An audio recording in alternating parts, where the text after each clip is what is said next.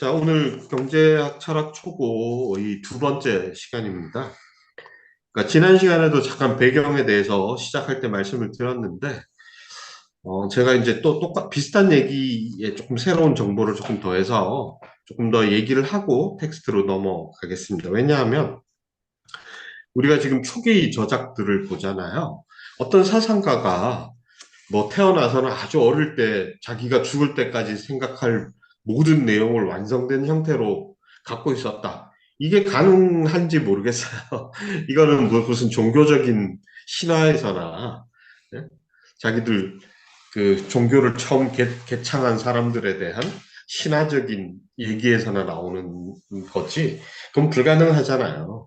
그리고 사실 어렸을 때, 젊었을 때 가지고 있었던 생각이 평생 유지된다. 그거 뭐 별로 바람직하지 않은 거 아니에요? 평생을 실천하고 공부하고 했는데도 생각이 별로 변하지 않는다. 이거는 어떻게 보면 조금 문제 있는 현상일 수도 있잖아요. 어쨌든 마르크스도 당연히 현실의 사람이었고 끊임없이 이제 연구하고 실천하고 그 실천의 결과들로부터 피드백을 받고 자기 생각을 반성하고 이런 노력을 아주 열심히 했던 사람이에요.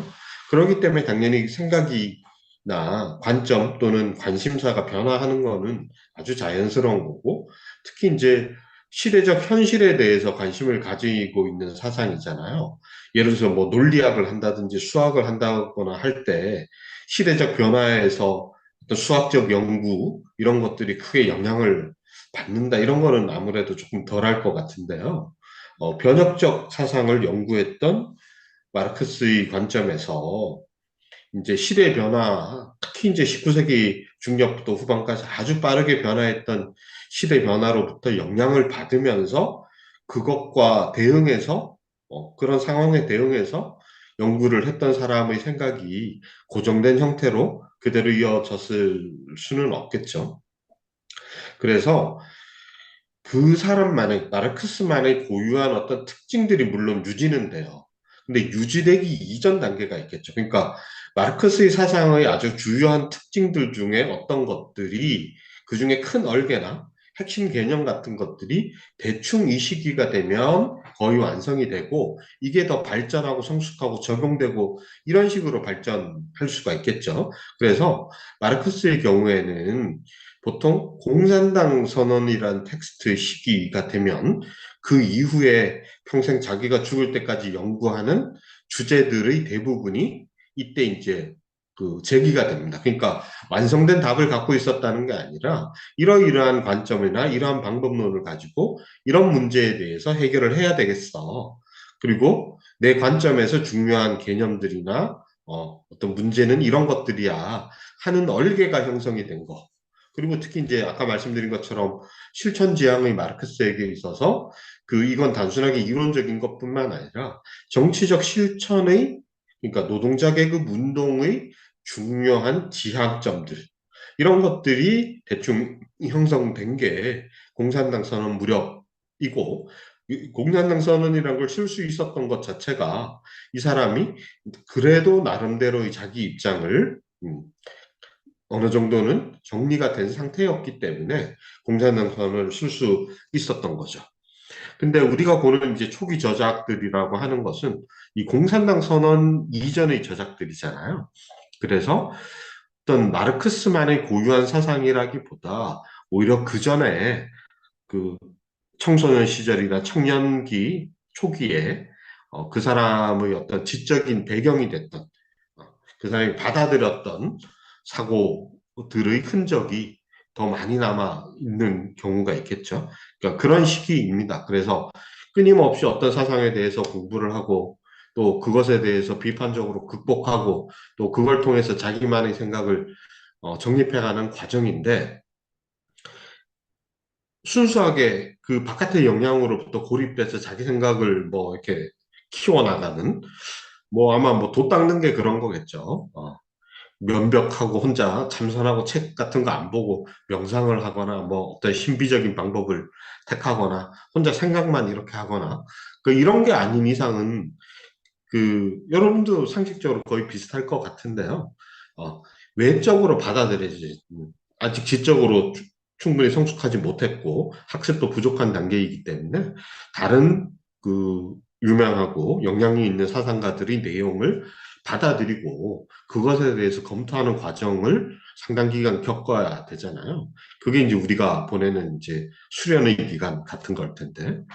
근데 마르크스에게 영향을 줬던 다른 사상들에 대해서 마르크스가 처음에는 상당히 이제 긍정적으로 받아들여서 그걸 가지고 자기 문제를 해결하는 중요한 수단으로 삼으려고 했다가 이게 뭔가 현실에서 자기가 보기에 설명력이 떨어진다고 생각했을 때 그걸 넘어서고 그걸 조금 폐기하거나 다른 걸로 대체하거나 하는 과정을 겪었죠. 이 과정을 보여주는 겁니다. 그래서 한편에서는 마르크스의 고유한 어떤 문제의식들이 점점 분명해지면서 또 다른 한편으로는 초기에 영향을 받았던 다른 사상들을 넘어서는 과정. 이 과정 속에 우리는 지금 있는 거거든요. 우리가 보는 텍스트들은.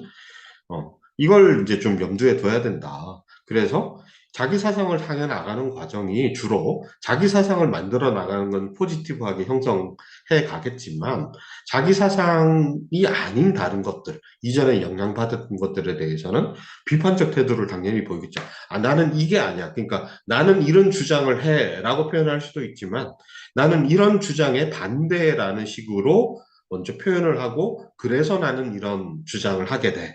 이런 순서대로 가는 게 논리적이잖아요. 그래서 마르크스의 초기 저작들에서 그런 형태가 상당히 많이 보입니다. 그리고 이제 젊은 시절이기 때문에 그래서 이제 그 과정은 상당히 좀 어떻게 보면 논쟁적이고 치열해요. 그래서 그 자기가 처음에 받아들인 사상들의 한계를 인식하고 그걸 넘어서서 이건 틀렸어. 이건 이러이러해서 틀렸고 내 고민을 해결할 수 없어. 그래서 난 다른 거를 할 거야. 라는 과정을 쭉 보여주는 거예요. 그래서 우리가 지금 보고 있는 경제학 철학 초고도 그런 맥락에서 특히 헤겔 철학과 헤겔의 계승자 중에 한 명이지만 헤겔을 극복하려고 했던 포열바흐라는 사람 그리고 그 당시에 존재했던 다른 사회 운동들 이런 것들에 대한 비판적 인식을 통해서 비판적 극복을 통해서 자기 사상을 만들어가는 과정이다. 네, 이거를 항상 염두에 둬야 될 것 같습니다. 그래서 처음에 우리가 이제 보게 된 게 헤겔 법철학 비판인데 텍스트 제목에서 당장 알 수 있듯이 그보다 더 이전 시기에 영향을 받았던 해결 철학에 대한 비판적 극복의 과정이고, 그리고 이제 그 다음 해에 쓰여졌던 이 경제학 철학 초고는 그 해결에 대한 비판의 도구로서 포에르바흐를 상당히 많이 수용을 하는데, 포에르바흐의 영향이 상당히 크게 드러난 저작이기도 하지만, 동시에 포에르바흐를 결과적으로 다시 넘어섰다는 우리는 사후적으로 이미 알고 있잖아요. 그래서 어떤 점에서 포에르바흐와 같고 다른가? 또는 그 당시의 다른 사회 변혁 운동들 또는 이론들과 어떻게 갖고 다른가 이런 걸 좀 보는 게 큰 의미가 있을 것 같습니다. 이건 다른 말로 하면 경제학 철학 초고에서 나온 마르크스의 말들 중에 어떤 것들은 그 이후 특히 공산당 선언과 그 이후에도 유지되는 생각이나 개념들도 있고 또 많은 것들은 공산당 선언 단계에 가면 이미 불과 몇 년 뒤이긴 하지만 공산당 선언이 48년이니까 4년 격차밖에 안 나지만 아주 빠르게 마르크스가 자기 생각을 변화시켜 나가는 그런 시기였기 때문에 경제학 철학 초고의 어떤 내용들은 사실 마르크스의 내용이라기보다 다른 사람의 영향이 더 큰 말을 자기 이야기인 것처럼 했던 것도 있고 또 자기 얘기라고 하긴 했더라도 결국 3, 4년만 지나면 벌써 자기가 이걸 또 버리고 다른 생각으로 변화해가는 이런 얘기들도 많이 들어가 있다. 그래서 우리가 마르크스 경제학 철학 초고에 나오는 어떤 내용들을 가지고 마르크스가 이런 생각을 이 시기에 했다. 이건 틀린 말이 아니에요. 그렇지만 마르크스의 고유한 마르크스만의 어떤 고유한 문제의식 개념 사상의 경제학 철학 초고가 핵심적이고 변치 않고 계속 지속됐다. 이거는 사실은 사실과 부합하지 않는 주장입니다. 근데 제가 아까 이제 우리 녹화하기 전에 그런 얘기 했죠. 20세기 초중엽에 이제 이게 출판된 게 1934년이라고 그랬잖아요. 그 이후에 주로 서구의 그 대학 내에서의 지식인 중심의 마르크스 수용의 흐름 중에서 경제학 철학 초고의 내용을 지나치게 이제 강조하는 흐름이 상당히 목소리가 커졌거든요.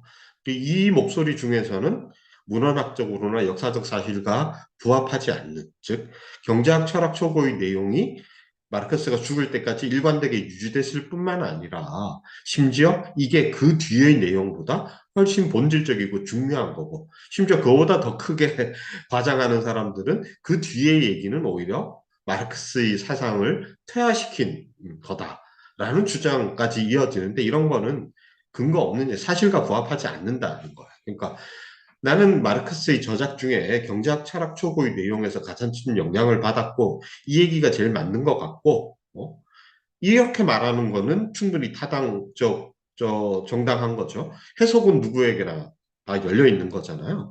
그리고 마르크스의 사상 중에 어떤 것을 자기 사상으로 받아들이거나 이런 거는 각자의 자유이죠. 그렇지만 마르크스가 평생 이렇게 생각했고 뒤에 얘기는 엉터리 없는 거고, 경제학 철학 초고의 내용이 마르크스 사상의 핵심이야 이렇게 말하는 거는 사실이 아니다. 이 얘기를 제가 좀 강조하고 싶어서 좀 길게 말씀을 드리는 겁니다. 자, 이 44년에 왜 하필 경제학 철학 초고에 나오는 이런 생각들을 하게 됐는가? 지난 시간에 잠깐 얘기했던 걸 조금 보충을 하겠습니다. 이 사람에게 영향을 줬던 외적 영향들이 있는데요. 특히 이제 1840년을 기점으로 해서 파리의 프롤레타리아트들 사이에서 공산주의 이념이 아주 빠르게 확산됐다고 합니다. 근데 이, 이 경제학 철학 초고가 바로 파리 시기에 쓰여진 거라고 말씀드렸죠. 그래서 이 파리에서 이 공산주의적인, 물론 이것 때는 마르크스 이전의 공산주의예요. 공산주의란 말과 정치 운동과 사상은 이미 마르크스 이전에도 있었다 그랬죠. 이러한 어쨌든 공산주의라고 불려지는 이념들이 1840년을 전후로 파리에서 노동자 계급에게 빠르게 확산되기 시작을 했는데요. 이 사람들과 직접적으로 교류하면서 영향을 받았던 거예요. 이게 그 경제학 철학 초고를 저술하는데 아주 중요한 영향이었던 거거든요. 왜냐하면 그 마르크스 텍스트들 중에서 자기를 공산주의자, 그리고 자기의 입장이 공산주의, 내가 지향하는 정치 노선이, 노동자 계급 운동의 노선이 공산주의야라고 명시적으로 말한 최초의 텍스트가 경제학 철학 초고예요.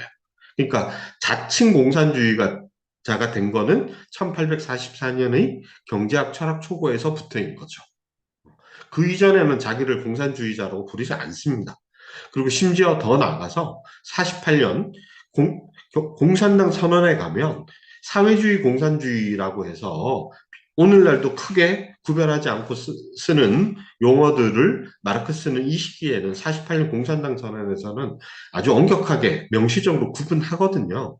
그래서 사회주의라고 48년에 불리던 유럽의 그 변혁 운동들은 마르크스가 보기에는 중간 계급의 운동을 주로 사회주의라고 불렀고, 노동자 계급의 변혁 운동을 공산주의라고 부른다라고 공산주의에 대한 개념 정의를 내리고 있거든요. 그러니까 이런 쪽으로의 출발이 시작이 된 거다. 즉 마르크스가 세상에 대해서 어떤 문제의식을 느끼고 당대의 세상에 대해서 그걸 바꾸려는 시도를 하는데 어떤 관점에서 무엇을 지향해야 하느냐가 변해왔다는 거예요. 근데 자기가 노동자 계급이 중심이 되고 노동자 계급이 해방되는 것을 지향하는 그러한 변혁 운동을 한다라는 의식을 분명히 갖기 시작한 게 44년 경제학 철학 초고 시기에서부터였다라는 거예요. 그래서 이때부터 48년의 공산당 선언까지 일관되게 공산주의자로서의 이제 지향을 갖게 된 거죠. 그리고 그 다음부터는 이 공산주의 내용을 더 정교하고 세련되고 풍부하게 하는 그 노력들이 이어졌던 거예요. 그래서 이 과정에서 해결 철학과 나중에는 포여바의 철학으로부터 이제 벗어나고, 그리고 이제 첫 시간에 말씀드린 것처럼 철학적 접근에서부터 점점 경제학을 비롯한 현실적 접근, 그러니까 현실적이라는 건 두 가지 의미가 있는데 실제로 있는 현실을 과학적으로 속속들이 밝혀내는 노력, 또 동시에 현실에서의 변화라는 실천적 지향과 연결되는 이론. 이 두 가지를 지향하는 현실주의적인 전환이 이제 나타나게 되는데 그 출발이 44년 시기에 정치 경제학, 당대에는 이제 정치 경제학으로 불렸던 경제학에 대한 학문적, 이론적 학습을 통해서 중요하게 이 변화가 이루어진다. 이 시기를 보여주는 게 바로 경제학 철학 초고다. 그래서 경제학도 공부하고 철학도 공부했다는 서 경제학 철학 초고라 그랬잖아요. 그러니까 경제학 얘기 반, 철학 얘기 반인데 이 시기 이후에는 철학 얘기는 점점 줄어들고 경제학 얘기가 점점 늘어난다는 거예요. 그걸 제일 단적으로 보여주는 게 바로 마르크스의 제일 주요하고 방대한 저작인 자본이죠. 자본으로 가는 과정의 출발이 여기서부터 시작이 됐다. 그 얘기입니다. 그래서 경제의 의미를 중요하게 여기기 시작했다. 그렇지만 이 경제학 철학 초고 시기에는 여전히 철학적으로 자본주의 사회의 문제를 해명하고 대안을 제시하는 내용이 훨씬 더 많이 좀 영향을 미치고 있었다. 이런 겁니다. 그래서 이 사람이 이제 그 독일에서 떠나서 신혼여행 또 갔다 와서 다시 이제 독일을 떠나죠. 라인 신문 활동을 이제 끝내고 떠나서 벨기에를 거쳐서 결국 이제 파리로 오게 됐다가 그 다음 해에 저 48년 그 다음 해가 아닙니다. 몇 년 있다가 이제 영국을 아예 이주를 하게 되는데 이때 지난 시간에도 강조했던 1844년 6월에 독일의 슐레지엔 지방에서 직조공의 대규모 파업과 봉기가 일어나게 되는데 이건 마르크스뿐만 아니라 당대의 사회주의 공산주의적 지향을 갖고 있던 사람들에게 상당한 영향을 주는 중요한 사건입니다.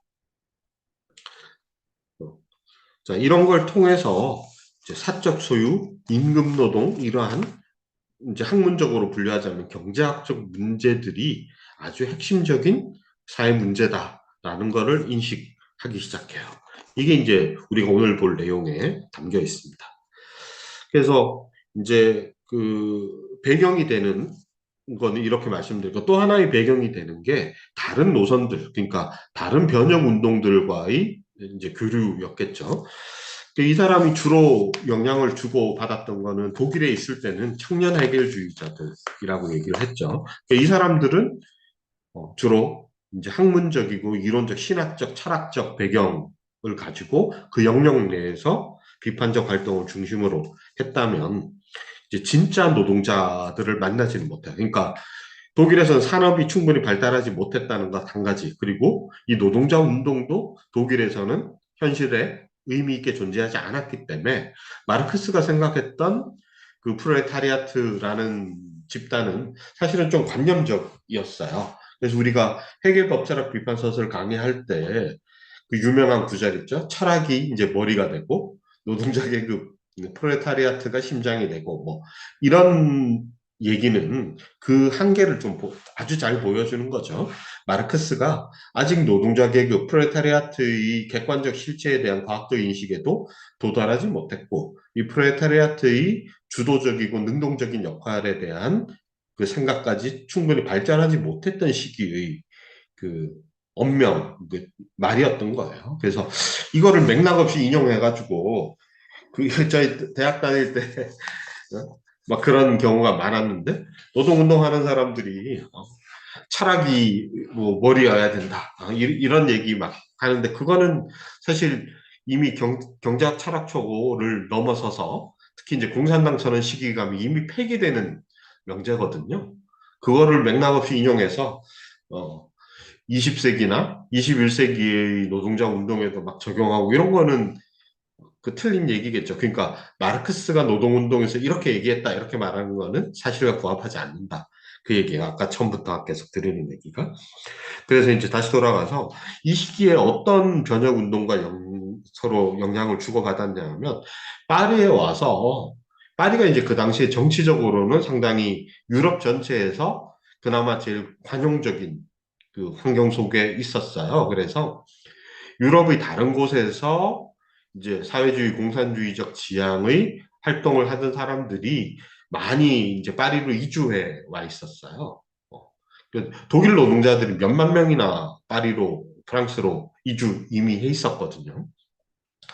그래서 이 파리에서 유럽 각지에서 온 급진적인 운동들이 파리의 근거지로 해서 막 발전을 하고 있었는데, 이 사람들과 본격적으로 접촉한 게 바로 이 파리 시기이고, 이제 역사학자들이 마르크스의 서신 왕래나 정기적 사실을 이렇게 쭉 보면 44년 파리에 온 다음에서야 현실의 노동자도 보고, 특히 혁명적 노동운동가들과 실제로 서신 왕래와 직접적 접촉을 한 거는 이 파리에 와서라는 거예요. 그건 역사적 사실입니다.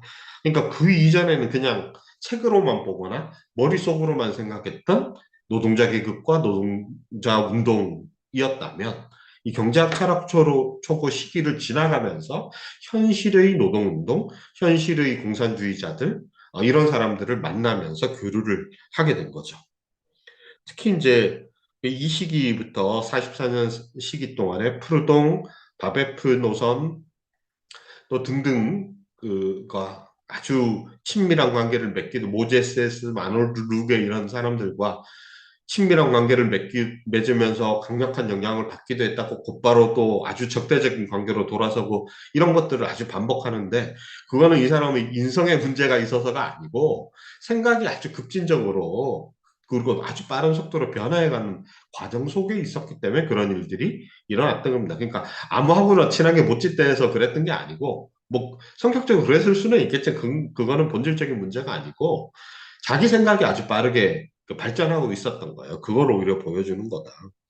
그래서 이제 이 시기에, 특히 이제 44년부터 48년 시기에 아주 중요하게 이제 비판하게 되는 게 바베프주의라고 불리어지는 노선, 그리고 프르동주의와 라고 불려지는 노선, 이 두 노선과 충돌을 하게 되는데, 이거는 이제 우리가 다룰 경제학 철학 초고 이후에 나올 얘기니까 다시 또 그때 다른 텍스트들을 할 때 또 말씀을 드리겠습니다. 자, 그런데 제가 이 얘기를 왜 하냐면, 이 경제학 철학 초고를 쓸 무렵에 배경이 되는 사회 운동의 맥락이 있었던 거예요. 두 가지 노선이 그 당시에 이제 중요하게 등장을 해서 영향을 미치고 있었는데, 하나는 사회를 바꿔야 된다는 거예요. 그러니까 세상이 이거 저 이래가지고 되겠어, 세상을 근본적으로 바꿔야지, 이렇게 생각하는 사람들 중에 크게 두 가지 주장으로 나눠져 있었던 겁니다. 이거는 이제 사회 사상사 같은 데 보시면, 꼭 마르크스 저작들 아니라도 사회 사상사 같은 데 보시면 대체로 그렇게 분류를 하고 있고, 마르크스도 그런 식의 분류를 스스로도 사용을 하고 있는데, 하나는 사회 변형 노선과 하나는 정치 운동 노선으로 크게 나눠집니다. 이제 나중에 가면 이 사회 변형 노선은 크게 프루동주의로 수렴이 많이 되고, 그리고 정치 운동 노선은 바베프 블랑키주의로 이제 계승이 되는데요. 간단하게 말해서 이 두 노선은 어떻게 다르냐 하면은, 사회의 근본 문제가 뭐며 이걸 개선하려면 어떻게 해야 되느냐. 한 사람들은, 한쪽에서는 사회 구조를 바꿔야 된다고 본 거예요. 그러니까 사회 구조를 바꿔서, 근데 사회 구조라는 게 뭐죠? 여러 가지가 있겠지만 이 사회 구조에 대한 생각들은 점점 시간이 갈수록, 19세기 말로 갈수록 사회의 경제적 구조라는 의미로 수렴됩니다. 그래서 이미 우리가 이제 잘 알고 있는 마르크스주의의 핵심적인 내용이 바로 자본주의를 공산주의로 대체하는 거잖아요. 이 말 자체가, 자본주의와 공산주의라는 게 뭐죠? 사회의 경제적 구조잖아요. 사회의 기본 틀이 되는 근본적인 경제적 구조를 아주 새로운 것으로 바꿔야 된다. 자본주의와는 근본적으로 다른 것으로 바꿔야 된다. 이 얘기니까 바로 이게 사회적 변화이죠. 그죠? 결국 이제 자본주의라고 지칭하는 사람들도 많아졌고, 자본주의란 말을 쓰지 않는 사람들도 있었지만, 어쨌든 그 사회 변형 노선이라는 것은 자본주의가 가지고 있는 사회적인 그 구조적 문제가 이 당시의 여러 가지 비참함과 고통의 원인이라고 봐서 이걸 바꾸자는 건데, 이 19세기 중초반 중엽의 이 사회 변형 노선은 그 뭐 여러 가지 분석이 있겠지만 대체로 왜 그런지는 이제 여러 가지 썰이 있지만 대체로 아주 온건한 방식의 변혁을 주로 주장하게 돼요. 그래서 지배계급에게 호소하거나 청원을 해서 이것 좀 바꿔주세요. 이것 때문에 우리 못 살겠어요. 이렇게 하거나 또는 지배계급의 이제 이때는 자본가 계급이겠죠. 자본가 계급의 회계라는 말을 실제로 많이 씁니다. 자본가 계급이 우리 이렇게 나쁜 짓 해서는 안 돼. 좀 도덕적으로 살아야지, 같이 잘 살지. 이런 식으로 회계하는 거를 기대하거나 혹은 노동자들이 그거를 주도하더라도 어떤 사회의 정치적 구조를 근본적으로 바꾸는 방식이 아닌 사회적인 어떤 부분적인 문제점들을 하나씩 개선해 나가면서 사회를 조금씩 바꿔나가는 그러한 방식으로 접근하려고 했다는 거죠. 즉, 여기서 빠져 있는 건 뭐죠? 정치 권력의 문제는 이 사람들의 실천 방식에서 빠져 있었다는 거예요. 이게 이제 사회 변형 노선의 특징이고요. 또 반면에는 정치 변형 노선, 정치 운동 노선이 있었는데 이 사람들은 대체로 권력을 가진 정치 권력을 장악한 개인이나 집단이 근본적으로 잘못되어 있고 혹은 사회 구조적 문제라 하더라도 이건 주로 정치 영역에서의 구조, 왕정이라든지 공화정이라 하더라도 뭐 공화정의 어떤 특징이라든지 법률이라든지 결국 정치 권력을 누가 장악하고 있느냐가 핵심적인 문제였다는 거죠. 조금 더 구조적으로 확산되더라도 이 정치 권력을 이 장악되고 행사하는 정치 권력을 행사하는 방식을 바꾸는 정도의 문제에 집중했다는 거예요. 그러니까 사회적 구조를 강조하기보다 정치 권력을 누가 장악해서 어떤 식으로 행사하는지만 바꾸면 우리가 세상의 문제를 다 해결할 수 있다라고 주장했던 노선입니다. 그래서 심지어 나중에 가면 이제 자본주의가 문제야라고 받아들이더라도 이 자본주의를 극복해서 공산주의로 가는 과정은 거의 전적으로 정치적 투쟁으로만 실현 가능하다. 다른 사회 구조 바꾸려고 미리 애쓸 필요 없고 정치 권력 장악만 운동의 주체가 하면 이때 운동의 주체가 누군지가 중요한데 나중에 조금 더 말씀드릴게요. 어쨌든 변형 운동의 주체가 정치 권력만 장악하면 사회 변화는 자동적으로 그 다음 단계 이룰 수 있는 거다라고 생각하는 노선까지 쭉 이어지게 된다는 거예요. 결국 정치 권력을 장악하고 기존의 정치 권력을 타도 또는 붕괴시키고 자기들이 정치 권력을 장악하는데 초점이 맞추어지는 노선으로 크게 나눠져 있었던 거죠. 그러다 보니까 앞의 노선은 주로 점진적이고 평화적인 운동의 특징을 주로 띠게 되고 정치 변혁의 노선은 무장 봉기 같은 혁명 노선을 띠게 되는데 19세기 이 정치 노선은 19세기 말이나 20세기 초에 이제 얘기되는 우리가 러시아 혁명에서 그 이제 사례를 볼 수 있는 그러한 대규모의 무장 봉기도 아니에요. 어, 이때 정치 노선, 바베프 블랑키 주의의 아주 두드러진 특징이 뭐냐 하면 이 사람들은 이 정치 변혁이라는 거는 권력 장악, 권력 타도의 길이라는 거는 되게 힘들고 위험하고 이런 길이기 때문에 대중들의 그 정치적 의식이 너무나 낮고 대중들은 너무나 수동적이기 때문에 이런 위험하고 급진적인 걸 하려고 하지 않는다라고 전제를 했던 거예요. 그렇기 때문에 소수의 엘리트들이 결사체를 만들고 이 결사체는 군대적 조직과 음모적 방식으로 운영돼요. 아주 폐쇄적이고 군대적 규율의 이 소수의 엘리트들의 집합체인 봉기 단체가 요즘으로 치면 테러 같은 방식.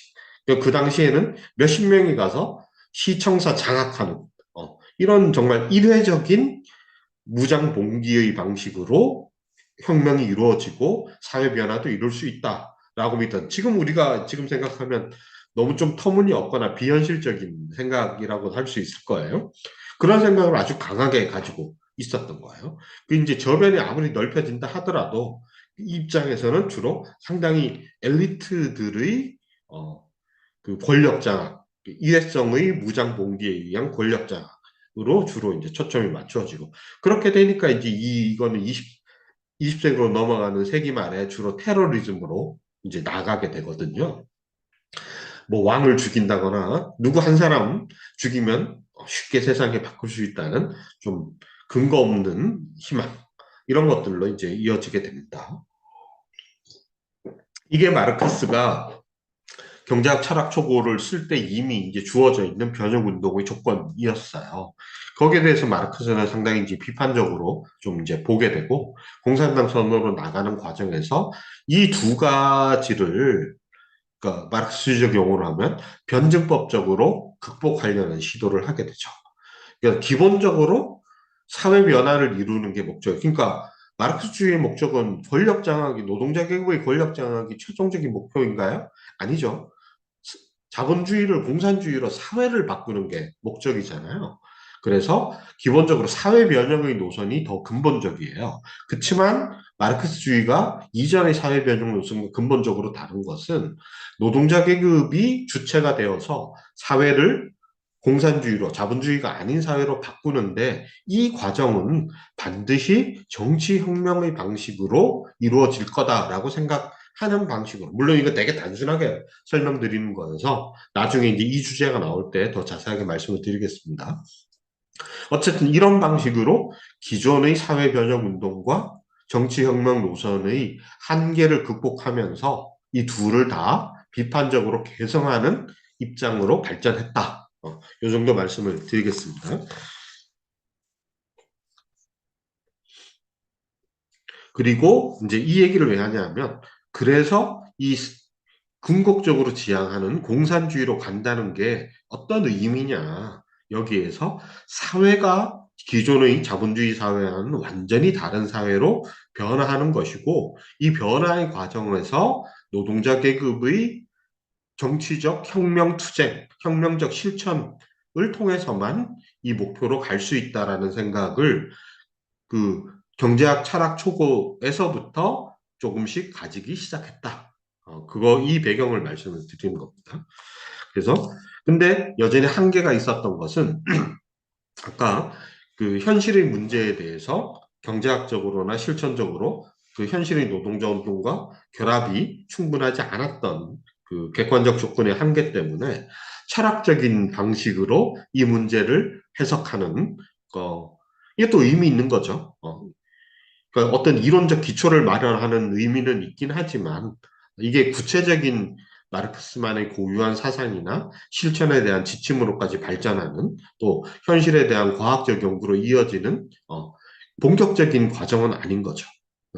그래서 나중에 이제 마르크스주의 전체로 사후적으로 봤을 때 마르크스 사상이 이제 충분히 성숙하고 이제 죽을 때 끝지점에서 마르크스의 전체 사고를 우리가 감안했을 때 그 마르크스의 전체의 문제의식과 연구와 실천에서 윤리적 기초, 그러니까 마르크스는 어떤 가치를 받아들였기 때문에 공산주의자가 되었는가를 설명하는 데 있어서 이 경제학 철학 초고의 내용들이 의미 있는 답을 준다. 이게 이제 경제학 철학 초고의 텍스트상의 의미이다. 이런 얘기예요.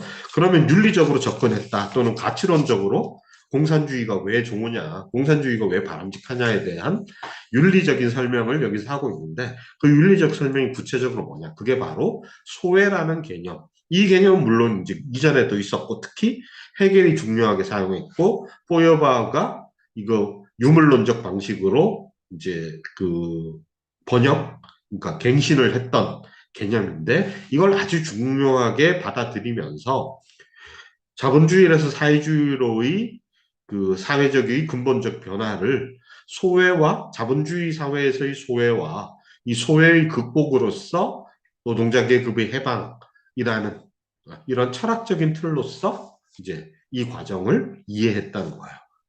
이런 내용이 경제학 철학 초고에 담겨 있고 이게 오늘 우리가 볼 내용입니다. 배경 설명이 너무 길었죠. 네, 배경 설명이 좀 길긴 했는데 바로 소외 문제를 중요하게 다뤘다. 그 얘기입니다. 그래서 이 소외로부터의 해방을 목표로 했다. 그리고 이 소외로부터의 해방이 바로 프레타리아트의 자기 해방이다. 그래서 프레타리아트가 해방이 된다는 건 뭐냐? 이 소외를 극복하고 더 인간적이고 사회적인 존재가 된다. 이걸 의미를 했다는 거예요. 자, 그런데 이게 이제 그 이전에 아까 당대의 그 사회변형운동 노선을 얘기했죠. 이런 것과 뭐가 다르냐? 핵심적으로 다른 게 하나가 있는데 바로 프롤레타리아트의 자기 해방으로서 소외를 이해했다는 거예요. 이게 왜 다를까요? 일단 아까 얘기했죠. 정치 해방, 정치 혁명의 노선은 주로 지식인 출신의 이 지식인들은 주로 상층 엘리트 출신이겠죠. 확률적으로 지식을 거의 상층 계급이 거의 독점하고 있었으니까 어쩔 수 없이 좀 많은 지식을 가진 사람들은 상층 계급 출신일 가능성이 훨씬 높죠.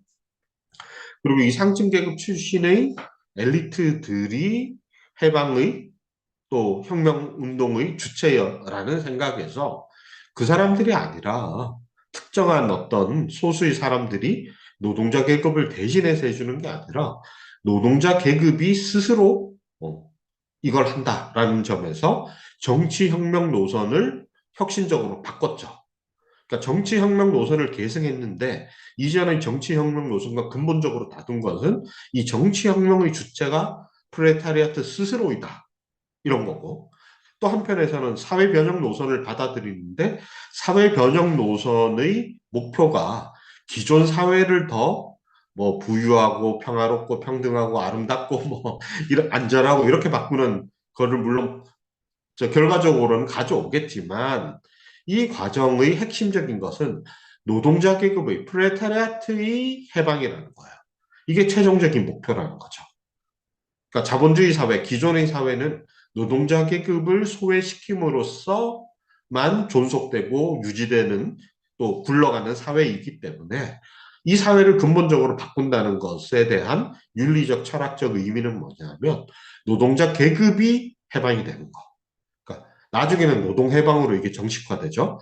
그리고 이 시기에는 아직 노동자 해방과 노동 해방이라는 것을 별로 구분하지 않고 사용하는데요. 어쨌든 나중에 노동 해방이라는 개념으로 우리가 오늘날도 익숙한 그 개념으로 정식화되는 것이 사회 변형 운동의 목표다라는 것을 경제학 철학 초고에서 분명하게 하고 있고 이거를 이 당시의 철학적 용어로 소외의 극복이라고 표현했다는 겁니다. 자, 이제 텍스트로 들어가서 좀 소외에 대해서 도대체 뭐라고 얘기하고 있는지 이걸 우리가 이제 좀 보겠습니다. 소외 얘기 일단 조금 하고 잠깐 그냥 조금만 더 하겠습니다. 조금 늦게 시작했으니까. 자, 이제 우리 텍스트로 들어가는데요. 텍스트에서 우리 박종철 출판사판으로 269페이지 부터 보면 되죠. 그렇죠? 지난 시간에 우리 이제 소외 얘기를 앞서 조금 했는데요. 처음에 아주 간단한 얘기죠. 생산 노동자가 뭔가를 생산하는 활동을 할 때 이 생산 활동은 노동자가 갖고 있는 생명이라는 건 비유적 표현이 아니에요. 그러니까 기독교에서 하나님의 생명을, 이때 생명은 영혼을 의미를 하잖아요.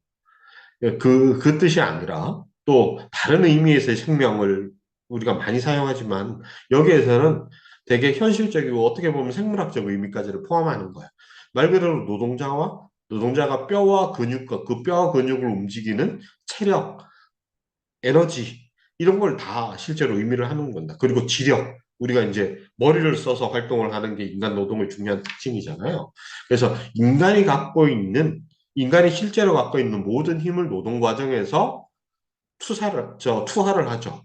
노동한다는 거는 이건 비유적 표현이 아닙니다. 내가 노동하면 어떻게 돼? 배가 고파지죠? 몸에 힘이 빠지죠. 노동 오래 하면 힘들죠.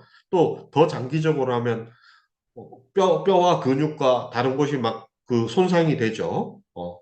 닳아 없어지잖아요. 이전되는 거죠, 실제로.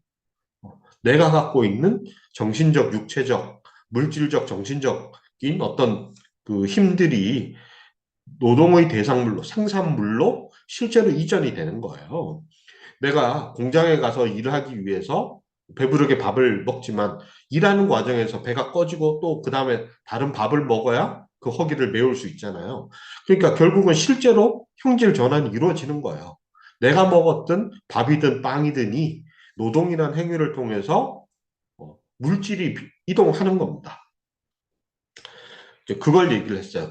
근데 자본주의 사회에서의 노동이 소외되었다라고 마르크스가 비판하는 것은 이때 노동자는 주기만 하고 자기한테 돌아오는 건 없고 노동자는 그 결과 노동을 하면 할수록 자기가 더 부유해지거나 건강해지거나 지력이 높아지거나 하는 것이 아니고 더 생명력을 잃어가고 더 가난해지고 더 비참해지고 지적으로 더 퇴락한다. 이게 자본주의적 노동이 소외되었다고 말하는 의미다. 그 얘기까지 했습니다. 근데 그 뒤에도 거의 비슷한 맥락이요. 소외를 이렇게 이해하시면 크게 다르지 않습니다. 그러니까 노동을 하는 이유는 내가 살기 위해서 내 생명을 유지하고 단순하게 생존만 하는 것이 아니라 내 존재를 육체적으로나 정신적으로나 심리적으로나 더 풍요롭고 건강하고 즐겁고 행복하고 의미 있게 만들기 위해서 우리는 뭔가를 한다고 생각하는데 그럴 텐데 나한테 좋은 게 아니면 할 이유가 없잖아요. 그렇죠? 나나 내가 속해 있는 집단을 위해서 이익이 되는 게 아니면 자발적으로 뭔가를 할 이유가 없잖아요. 근데 자본주의에서의 노동은 그걸 위해 산다고 생각하고 자유롭게 계약을 맺어서 노동을 하지만 결과는 반대의 결과가 온다는 거죠. 그러니까 뒤집어진 거죠. 가치 있는 거는 노동 생산물로 다 넘어가 버리고 정작 노동하는 당사자인 노동자는 나쁜 것만 가지게 된다. 그리고 조금 뒤에 봤더니만 그거를 생산물에 그냥 넘어가서 생산물만 물건 하나가 동그라니 이걸 다 가져가서 있는 게 아니라 이걸 또 누가 가져가서 그걸 통해서 이익을 독점하는 노동자에게서 빠져나간 것을 결국 다 누리게 되는 사람들이 나타나는데 그게 자본가다라는 거죠. 이 과정 전체를 소외라고 부르는 겁니다. 이거를 이제 좀 더 자세하고 여러 측면으로 나누어서 보는 게 이제 오늘 우리가 볼 내용이에요. 자, 먼저 269페이지 로마 숫자로 23이라고 되어 있는 부분부터 있는데 그러면 이 노동 과정, 노동이라는 게 어떤 거기 때문에 소외가 일어나느냐 이거를 좀 분석을 하는데요. 노동이 일어나는 조건을 일단 이제 분석하고 있습니다. 첫 번째 나오는 얘기가 구절을 읽어볼게요. 박종철 출판사판으로 269페이지 15째 줄부터입니다. 노동자는 자연 없이는 감각적인 외적 세계 없이는 아무것도 창조할 수 없다. 자연은 노동자의 노동이 그에 의존하여 현실화되며 그 안에서 활동하고 있으며 그것으로부터 그리고 그것을 매개로 생산하는 소재다. 조금 더 해서 또 자연은 노동의 어, 노동자 자신의 육체적 생존의 수단도 제공한다. 자연은 그 유럽어에서 자연은 두 가지 뜻이 있죠. 인간의 본질, 어떤 것의 본질, 본성. 우리가 어, 그 휴먼 네이처 그런 뭐예요? 인간성, 인간의 본성 이런 뜻이기도 하고 실제로 있는 자연, 객관적인 세계로서의 자연 이것도 의미하잖아요. 마르크스도 이 두 가지 뜻을 다 쓰는데 아주 재밌게도 이 두 가지를 겹쳐서 써요. 그리고 이 두 가지를 막 넘나들면서 쓰는데 그거 자체가 되게 중요한 이유가 있는 겁니다. 그래서 여기서 자연은 우리가 일상적으로 우리가 뭐 자연을 느껴, 자연을 훼손시켜 또는 자연을 보존해 라고 할 때의 현실의 실체로서의 자연이죠. 이건 뭐 어려운 얘기 아니죠. 모든 노동은 자연물을 갖고 도공은 흙을 가지고 제철소에서는 철광석을 가지고 자연에서 온 걸 가지고밖에 우리 뭐 못하잖아요. 혼자 허공에서 손 휘젓는다고 노동이 되는 게 아니잖아요. 자연에 있는 인간 바깥에 있는 자연물을 가지고 또 그거를 도구로 써서 뭔가를 만들어내는, 변형시키는 게 노동이잖아요. 그리고 인간이 생존하기 위해서는 자연물로부터 영양을 섭취해야 되잖아요. 수렵 채취 시기 때부터 농경 시기까지, 지금까지도 마찬가지죠. 우리는 자연에서 나오는 뭔가를 있는 그대로 또는 변형시켜서 인체 속으로 섭취해야지만 생존하고 활동을 할 수 있죠. 그런 점에서 생존의 수단도 되고 생활, 노동의 수단도 되는 것들은 다 자연에서 온 거죠. 따라서 인간의 노동은 애초에 인간과 자연의 상호작용이에요. 이게 아주 중요한 얘기입니다. 마르크스에서 노동이 인간이 어떤 의식을 가지고 주체로서의 인간이 자연과 동떨어져서 오히려 자연을 대상화해서 하는 게 아니라 애초에 인간은 자연과의 관계 속에서만 생존하고 노동도 할 수 있는 거예요. 이때 개념을 아까 얘기했던 특히 이제 경제학 철학 초구를 좀 서구에서 서유럽에서 받아들였던 사람 중에 들 중에 많이 나타났던 경향이 노동을 자연과 동떨어진 혹은 자연을 더 열등한 대상으로 보는 우월한 인간의 행위인 것처럼 이건 사실은 기독교의 인간관이거든요. 하나님이 자연 만물을 왜 만들어요? 인간이 쓰라고. 인간이 만물의 영장으로 인간을 만들고 인간을 위해서 존재하도록 자연을 만들었다고 성경에 나오잖아요. 이 개념을 그냥 그대로 마르크스의 노동관에도 받아들이는데 그와 상당히 다른 질적인 개념적으로 근본적인 차이가 있는 겁니다. 그 얘기 조금 이따 다시 또 나옵니다. 이게 제 과도한 해석이 아니라는 거 조금 이따 텍스트 상으로도 알 수 있습니다. 자, 그런데 소외된 노동을 하면 어떻게 돼요? 이때 인간과 자연이 맺는 관계가 노동의 대상이자 수단이자 또 변형시킨 거니까 노동의 생산물도 결국 자연이 변형된 거잖아요. 이게 노동자에게서 빠져나가잖아요. 더 이상 노동자의 것이 아니고 노동자에게 낯설고 이익은 다 노동 생산물로 넘어가 버린다 그랬잖아요. 그럼 인간은 결국 자연과의 관계에서 어떻게 돼요? 멀어지죠. 자연으로부터 얻는 것이 없고 자연으로부터 얻는 것을 다시 빼앗기고 넘겨주게 되죠. 이게 소외된 노동의 특징이라는 거예요.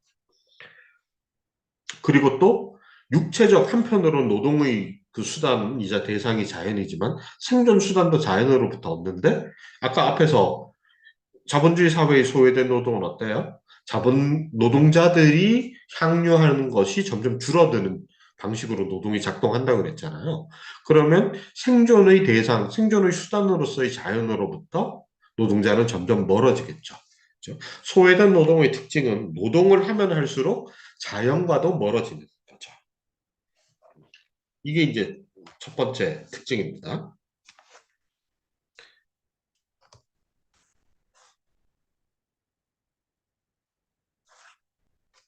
그래서 270페이지에 가면 이게 자본주의라는 경제 현실 속에서 어떻게 드러나는지를 아주 자세하게 이제 적어 놓고 있는데요.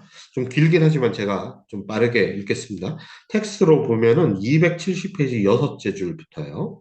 소외는 국민경제학적 법칙들에 따르면 다음의 것들로 표현된다. 즉, 이제 자본주의 국민경제학의 틀 안에서는 이런 식으로 소외가 드러난다는 거예요. 노동자가 더 많이 창조하면 할수록 그는 더욱더 적게 소비해야 한다.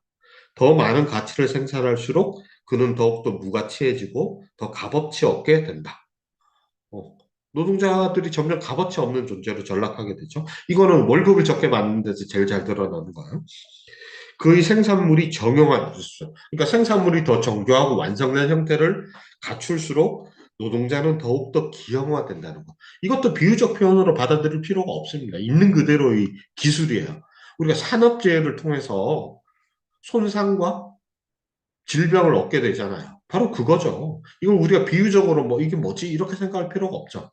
노동을 하면 할수록 노동자의 몸과 마음이 망가지는 거예요. 바로 그거를 얘기하는 겁니다. 그게 소외된 노동의 특징이에요. 또 대상이 문명화될수록 그건 더욱더 야만했다. 그러니까 지적으로, 육체적으로뿐만 아니라 지적으로도 더 쇠락하게 된다는 거예요. 노동이 더 강력해질수록 노동자는 더욱더 무력해진다. 결국 노동자의 힘이 노동을 하면 할수록 더 약해지게 만드는 방식으로 자본주의 사회는 노동이 작동하게 된다. 조금 뒤에 가서 14째 줄에 국민경제학은 노동과 생산 사이의 직접적 관계를 고찰하지 않음으로써 노동의 본질 내부의 소외를 은폐한다. 근데 국민경제학은 이걸 인정하지 않는다는 거야. 소외된 노동을 한다는 걸 자꾸 은폐한다라는 겁니다. 그렇게 되니까 어떤 일이 일어나느냐. 그리고 또 은폐하는 이유가 뭐냐를 알 수 있는 것도 여기에 나오는 거죠. 부자들, 자본가들을 위해서는 기적을 생산하지만 노동자들을 위해서는 궁핍을 생산한다. 그 소외된 노동의 결과 중에 하나가 자본주의 사회에서 확대된 빈부격차. 자본가가 부자가 되고 노동자는 노동할수록 가난해지는. 그것은 궁전을 생산하지만 노동자를 위해서는 움막집을 생산한다. 주거 문제잖아요. 그렇죠? 그것은 밀을 생산하지만 노동자를 위해서는 불구를 생산한다. 아까 기역 얘기했던 거와 똑같은 거죠. 노동을 기계로 대체하지만 노동자 일부를 야만적인 노동으로 되던지며 일부를 기계로 만든다. 노동의 기계화, 기계로의 대체. 어. 또 정신을 생산하지만, 그러니까 우리 현대로 올수록 점점 더 고도로 지적인 것들이 집적된 생산물들을 만들잖아요. 오늘은 AI까지 지금 나왔잖아요. 그렇지만 노동자를 위해서는 정신박약과 백지병을 생산한다. 노동자는 이게 어떻게 돌아가는지도 몰라요. 만드는지도 몰라요. 오히려 상대적으로 19세기 노동자에 비하면 20세기 노동자의 교육 수준이 상당히 올라간 건 사실이지만 사회 전체적으로 사회의 제일 상층에서 도달한 지적 수준과의 상대적 격차는 더 벌어졌을 수도 있죠. 아마가 아니라 확실히 그렇죠. 점점 더 아주 빠른 속도로 지적인 그 성장을 사회는 하지만 그것에 대해서 그것을 충분히 이해하고 활용할 정도의 지적 능력을 가진 사람의 수는 오히려 근대 초에 비해서 또 근대 아까 산업화가 이루어지던 19세기 말 20세기 초하고 비교하면 훨씬 더 크게 벌어졌다고 할 수 있죠. 아주 소수의 엘리트, 교육을 아주 집중적으로 많이 받은 극소수의 엘리트만이 실제로 사회를 움직이는 여러 가지 지적인 성과물들을 이해하고 통제할 수 있는 사회가 되잖아요. 이런 얘기입니다. 그래서 이제 이게 소외다. 근데 이제 마르크스는 지금까지 내용을 정리하면서 270페이지 마지막 둘째 줄 보면 이게 이제 노동자의 소외의 한 측면인데 노동의 생산물과 노동자의 관계를 보여주는 거예요. 자, 소외라는 것의 첫 번째 측면이 생산물로 모든 게 넘어가 버리고 노동자는 모든 면에서 무력해지는 거. 이게 이제 소외의 한 가지 측면인데 소외의 또 다른 측면을 있다. 이렇게 얘기를 합니다. 여기까지 얘기하고 잠깐 쉴게요. 자, 또 다른 측면도 상당히 재밌는 얘기인데 271페이지에 나옵니다. 생산의 결과에서 그렇게 되는 것뿐만 아니라 지금까지 본 게 생산의 결과로서 생산물로 모든 게 넘어간 걸 하나 보여줬죠. 근데 또 다른 측면이 소외에 있는데 그건 뭐냐면 생산의 행위, 즉 생산활동 자체 내부에서도 나타난다. 이게 무슨 말일까요?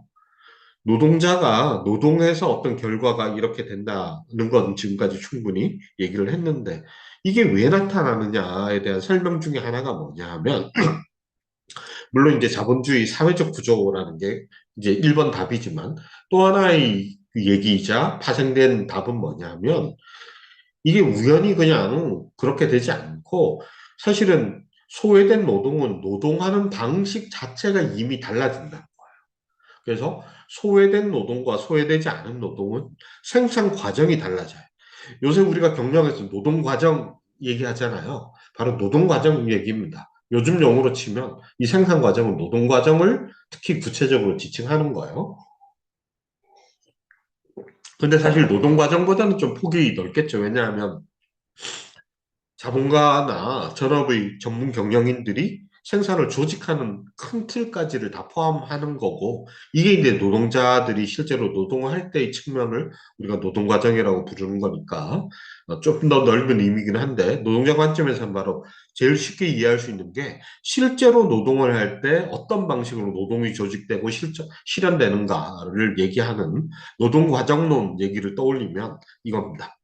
그래서 이 구절이 의미하는 바는 뭐냐 하면은 소외된 노동은 노동하는 방식이 전자본주의 사회이거나 공산주의 사회에서의 노동하는 방식과 소외된 노동을 하는 자본주의 사회의 노동 방식은 다르다는 거예요. 이건 역사적으로 알고 있죠. 그러니까 전자본주의 시대의 노동과 자본주의 시대의 노동이 구체적으로 작업장 내에서의 구체적인 행위가 얼마나 달라졌는지는 충분히 알려져 있고 연구가 많이 돼 있고 역사적으로 밝혀진 바잖아요. 근데 이걸 아직 도래하지 않은 공산주의하고 연결해서 생각하면 또 뭐를 생각할 수 있냐면 공산주의 사회가 달라졌을 때 근본적으로 다른 사회다고 얘기를 했을 때 구체로 뭐가 달라졌을까? 마르크스의 중요한 건 이제 생산수단에 대한 소유의 주체와 소유의 방식과 관리와 통제 이게 이제 근본적으로 달라지고 그 외에 따라서 정치도 달라지고 문화도 달라지고 다 달라지겠지만 노동자한테 아주 중요한 의미를 지니는 거는 공산주의 사회에 가서도 인간은 노동을 하겠죠. 뭔가를 생산하겠죠. 이때 공산주의 사회에서 노동자의 노동이 자본주의 사회에서 공장에서 하던 것과 똑같은 방식으로 이루어질까? 아니라는 거예요. 그러면 충분한 공산주의가 아니라는 얘기이기도 하죠. 이해되시나요? 이거 아주 중요한 문제이죠.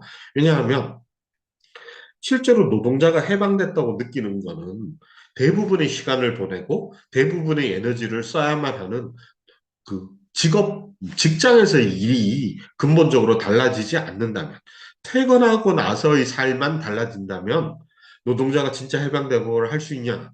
이렇게 물어보면 우리 쉽게 떠올릴 수 있는 문제잖아요. 그렇죠? 출근해서 퇴근할 때까지 8시간이지 10시간이지 그거는 자본주의 사회랑 똑같은데 우리가 세상의 주인이 됐어. 우리가 생산을 통제하게 됐어. 이렇게 말하는 게 과연 올바른 얘기냐라는 거예요. 이 문제의식은 사실 마르크스 때부터 막스주의 역사에서 아주 핵심적인 문제의식입니다. 근데 의외로 20세기 중엽을 지나면서 이 문제의식이 오히려 좀 막스주의에서 중요하지 않게 다뤄지는 경향이 실제로 나타나는데요. 러시아 혁명 초기만 해도 이게 아주 중요한 문제였어요. 그래서 소련에서의 예를 들어서 공장에서 노동이 독점 자본주의 대기업에서의 노동과 근본적으로 다를 것이냐, 다르면 어떻게 다를 것이냐, 이걸 아주 진지하게 고민을 하죠. 그래서 이제 러시아 혁명사 관심 있는 분들은 좀 아는 주제일 수도 있지만, 러시아 혁명 이후에 소련에서 테일러주의적인 그 생산 관리 기법을 도입하느냐 마느냐를 놓고 또는 전업의 전문 경영인 제도를 도입하느냐 마느냐를 놓고 되게 큰 논쟁을 벌이잖아요. 이 이유가 바로 소외된 노동으로부터 넘어설 때 아주 중요한 측면 중에 하나가 생산 과정에서 실제로 노동자가 하는 행위와 행위의 방식도 근본적으로 달라져야 된다는 게 이제 해방된 노동의 중요한 특징이기 때문입니다.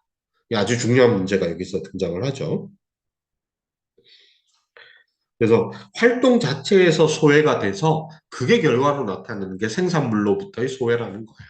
이 두 가지는 같은 거고, 오히려 생산 과정에서의 있기 때문에 생산물로부터의 소외도 나타나는 거다. 물론 이 두 가지는 자본주의라는 사회 구조의 그 파생물이죠. 어쨌든 이 시기에 이미 이런 문제의식을 갖고 있었던 겁니다.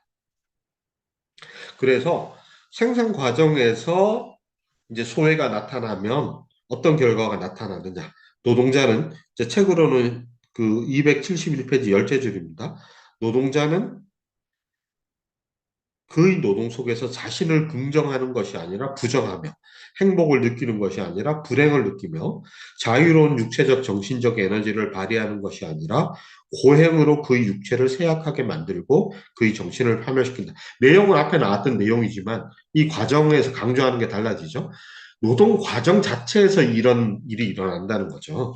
그러므로 노동자는 노동 바깥에서야 비로소 자기가 자신과 함께 있다고 느끼며, 표현이 조금 어렵지만 쉽게 말해서 이게 내가 뭐 하고 있는 거지? 이건 내 일이 아닌 것 같아? 또는 이게 도대체 누구를 위해서 이렇게 하는 거야? 이런 느낌을 우리 취직해 본 사람들을 다 알잖아요. 이런 느낌 안 느끼는 사람이 거의 없잖아요. 노동 세계에서는 자기가 자신을 떠나 있다고 느낀다. 그러니까 이거는 자발적인 노동이라기보다 강요된 노동, 강제 노동이죠, 결국. 나에게 이익이 되지도 않고 내가 원하는 방식으로 할 수도 없고 이걸 통해서 내가 나아진다는 느낌도 이게 내 일이라는 느낌도 갖지 못하고 이걸 하면 더 불행해지고 더 쇠약해지고 이런 노동을 해야만 하는 거는 강제 노동입니다. 그 자체로 강제 노동이죠. 누가 요새 뭐 좀 나쁜 의미에서 사회적으로 유행하는 말이죠. 누가 뭐 칼 들고 협박했냐? 네가 좋아서 해놓고 왜 불만이 많냐? 이런 얘기를 좀 자조적으로 하는데 그거는 아주 천박한 인식이죠. 사회적으로 강요된 거죠. 강제 노동입니다. 누가 칼 들고 와서 강제로 손가락 잘라갖고 지장 찍게 해서 계약서 썼다는 것만 강제 노동이 아니죠. 그죠? 내가 자발적으로 근로계약서 썼다 하더라도 이 노동의 과정이 이런 방식으로 이루어지면 이것은 강제 노동이라는 것이 마르크스의 생각입니다. 자, 그렇기 때문에 이 강제노동으로부터 벗어나려면 사회 구조는 그대로이고 노동의 생산의 방식 과정도 그대로일 때 노동자가 이런 강제노동으로부터 소외된 노동으로부터 벗어나려면 원초적이고 일차적이고 개인적인 대응은 어떻게 해요? 노동을 안 하는 수밖에 없는 거예요. 그래서 나오게 되는 노동자의 아주 원초적이고 일차적인 대응이 사실 오늘날도 널리 퍼져 있는데 그게 바로 탈노동입니다. 그래서 마르크스는 탈노동이라는 것은 강제노동의 반대 명제라고 보는 거예요. 노동 바깥에, 노동이 나쁘면 그럼 노동을 안 하는 수밖에 없죠. 근데 마르크스는 그걸 지향해요. 이미 여기까지 봐서 알 수 있지만 소외된 노동을 노동의 성격 자체를 바꿔야 해방이 되지 탈노동이 해방이 아니에요. 그래서 노동 해방이 마르크스의 노동자 운동의 목표라는 거예요. 탈노동은 마르크스주의적 대안이 아닙니다. 그러니까 자본주의 사회, 탈노동이라는 건 뭐예요? 사회 구조는 바꾸지 않고 나 혼자 도망치자는 거잖아요. 근데 도망칠 수 있나요? 도망칠 수 있으면 한번 도망가 보라 그러세요. 쉽게 도망가지 못하죠. 투기로 떼돈을 벌거나 그걸 요즘 한국 사회에서 경제적 자유라는 이상한 말로 부르죠. 음. 내가 건물주가 돼가지고 경제적 자유를 누리기 위해서 세입자의 자유를 침해하고 그 사람들의 부를 수탈해 오는 것 외에는 자유로운 방법이 별로 없거나 미친 듯이 일 안 하고 놀기만 하는 거. 근데 이 향료의 방식도 상품 소비 외에 내가 놀 수 있는 방식 한번 찾아보세요. 잘 없죠. 현재 한국 사람들이 좋아하는 해외여행, 어디 가서 나를 찾고, 그거 다 돈 주고 상품을 구매하는 방식으로밖에 못 하잖아요. 그렇죠? 무전 여행으로 지구 한 바퀴 돌 수 있나요? 현실적으로 그게 불가능하죠. 그러니까 자본주의 구조는 그대로 둔 채로 노동으로부터 나 개인이 탈주한다고 해서 해방되지 않죠. 마르크스 이미 그런 얘기를 하고 있습니다.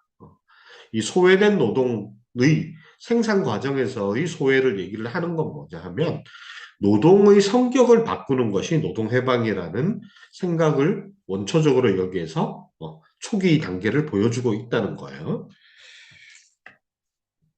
이게 노동해방이고 그걸 노동자가 스스로 쟁취하는 게 노동자 해방입니다. 그래서 결국 노동이 실제로 그 노동을 하는 노동자의 것이 아니라 다른 어떤 사람의 것이라는 것. 노동이 노동자에게 속하지 않는다는 것. 노동자가 노동 속에서 자기 자신에게서가 아니라 다른 사람에게서 속한다는 것. 이런 상태의 강제 노동이 되면 마지막 줄입니다. 271페이지. 노동자의 활동은 그 자신의 상실이다. 활동을 하면 할수록 자기는 활동이 아니게 되는 거죠. 활동을 안 하게 되는 거죠. 이게 이런 역설에 빠지게 되는 게 생산 과정에서의 소외의 측면입니다. 그래서 이제 정리하자면 낯선 대상으로부터의 노동 소외는 사물, 생산물로부터의 소외가 하나가 있고 또 하나가 생산 과정에서의 소외니까 생산 과정에서는 노동자 스스로가 자기가 아닌 것처럼 돼버리는 거니까 자기로부터 낯설게 되는 거죠. 그게 바로 자기 소외입니다. 우리 현대에서 자기 소외 이런 말 많이 쓰잖아요. 내가 아닌 것 같아. 내가 낯설어져. 내가 무서워져. 스스로가 무서워져. 이게 다 그런 말 많이 쓰잖아요. 그게 바로 자기 소외입니다. 그래서 소외의 두 가지 측면은 사물로부터의 소외와 자기 소외가 있다. 자, 이제 그 다음에 소외의 또 다른 측면이 있는데요. 이게 말이 어려워서 조금 오해가 있을 수 있는데 272페이지 밑에 보면 인간은 하나의 유적 존재인 바 뭐 이런 유적 존재 뭐로서 인간 이런 말 나오면 이거 다 사실 일어식 번역이거든요. 요새 우리가 이런 말 안 쓰잖아요. 이게 쉽게 말하면 근데 사실 별 복잡한 얘기가 아니고요.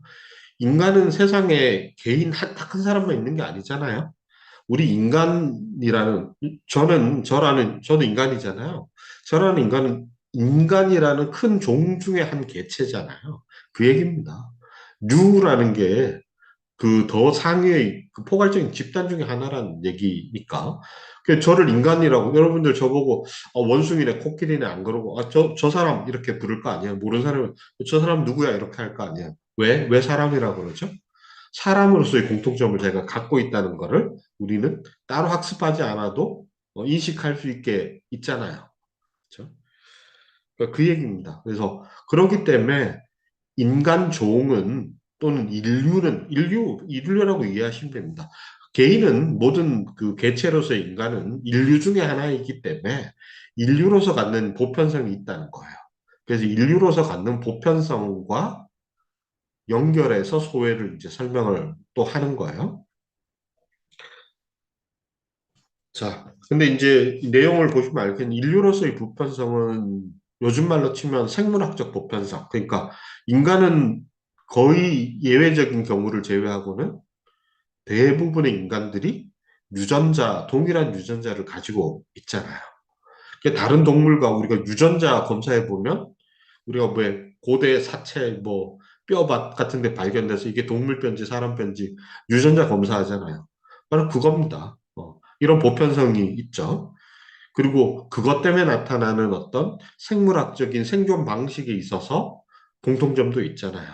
우리가 먹지 않으면 죽는다든지 이거 다 보편성이잖아요. 그 다음에 또 하나는 인류는 또 고정된 형태로 완성되어서 변화 없이 쭉 이어진 거. 이게 성경에 나오는 사고방식이죠. 세상에 존재하는 모든 그 존재를 지금의 모습 그대로 창조했다고 창세기에서는 얘기를 하지만 다윈의 진화론이 그걸 깬 거잖아요. 그 변화하는 거다. 생명도 변화하고 심지어 지구 환경이랑 무생물도 변화하는 과정 속에 있잖아요. 50억 년 동안의 시간 동안 지구라는 이 행성 자체가 변화한 거잖아요. 그 얘기입니다. 어쨌든 인류의 보편성 중에는 DNA 같이 상대적으로 장기간 지속되는 보편성도 있고 또 문화적으로 문명을 발전시켜서 이제 이루어진 일시적 생물학적 보편성보다는 이건 단기적 보편성이죠. 근데 개인의 역사보다는 훨씬 더 긴 보편성이잖아요. 이런 게 있죠. 물론 거기에 동의하지 않아요. 우리가 야 인간이 어떻게 그런 짓을 해? 이런 말 잘 쓰잖아요. 아 그건 인간도 아니야. 뭐 옛날 들어 아빠가 인간이야 뭐 이런 거 할 때 문화적인 어떤 보편성을 전제로 하죠. 그거를 어긋나는 행동을 저 스스로도 할 때도 있을 거고 어떤 사람은 아예 그거를 주로 어길 때도 있긴 하죠. 연쇄살인범 뭐 이런 사람들처럼. 그렇지만 그거는 예외로 치고 대체로 우리가 문화적 어떤 보편성도 있다고 생각하고 세계화라는 거는 또 세계가 획일화된다는 거는 그 문화적 보편성이 점점 더 정도가 높아진다 이런 뜻이기도 하잖아요. 아무튼 이게 유적 존재로서 인간이라는 겁니다. 우리는 인간 개체는 이런 보편성을 상당 부분 가지고 있고 이 보편성의 상당 부분의 일정 비율에다가 개체가 갖고 있는 개별성을 같이 갖고 있는 게 인간이잖아요. 그래서 이제 인간의 보편성의 측면에서 소외를 한번 보자. 이런 얘기 하는 겁니다. 말이 너무 어려워서 제가 이 설명하는데 또 시간이 갔네.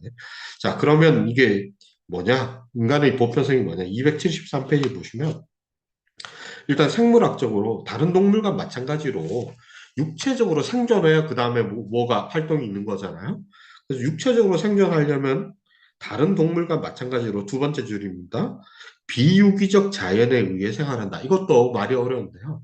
비유기적 자연, 내 몸 바깥에 우리는 유기물이잖아요. 그렇죠? 그러니까 생명체로서 인간이 그 개체 바깥에 있는 자연물에 의존하죠. 그렇죠? 공기 마셔야 살고, 물 마셔야 살고, 음식물 먹어야 살죠. 그렇죠? 식물, 동물, 광석, 공기, 빛, 또 빛재야 살죠. 그렇죠? 이게 다 자연물이잖아요. 그러니까 내 몸 바깥에 있는 자연. 그러니까 인간과 자연 할 때 인간은 살아남으려면 자연과 무조건 관계 맺고 그것도 우호적으로 관계를 맺어야 살아요. 어, 복 먹으면 죽잖아요. 그렇죠? 못 먹으면 또 죽잖아요. 바로 그 얘기입니다. 어려운 얘기 아닙니다. 근데 이 식물, 동물, 광석, 공기, 빛 등등 자연물을 섭취해야 상호작용을 해야 사는데 인류의 인간이라는 종의 특징 중에 하나가 문명이라고 우리 스스로 뻐기면서 부르는 특수한 행동 방식을 발전시켜 왔잖아요.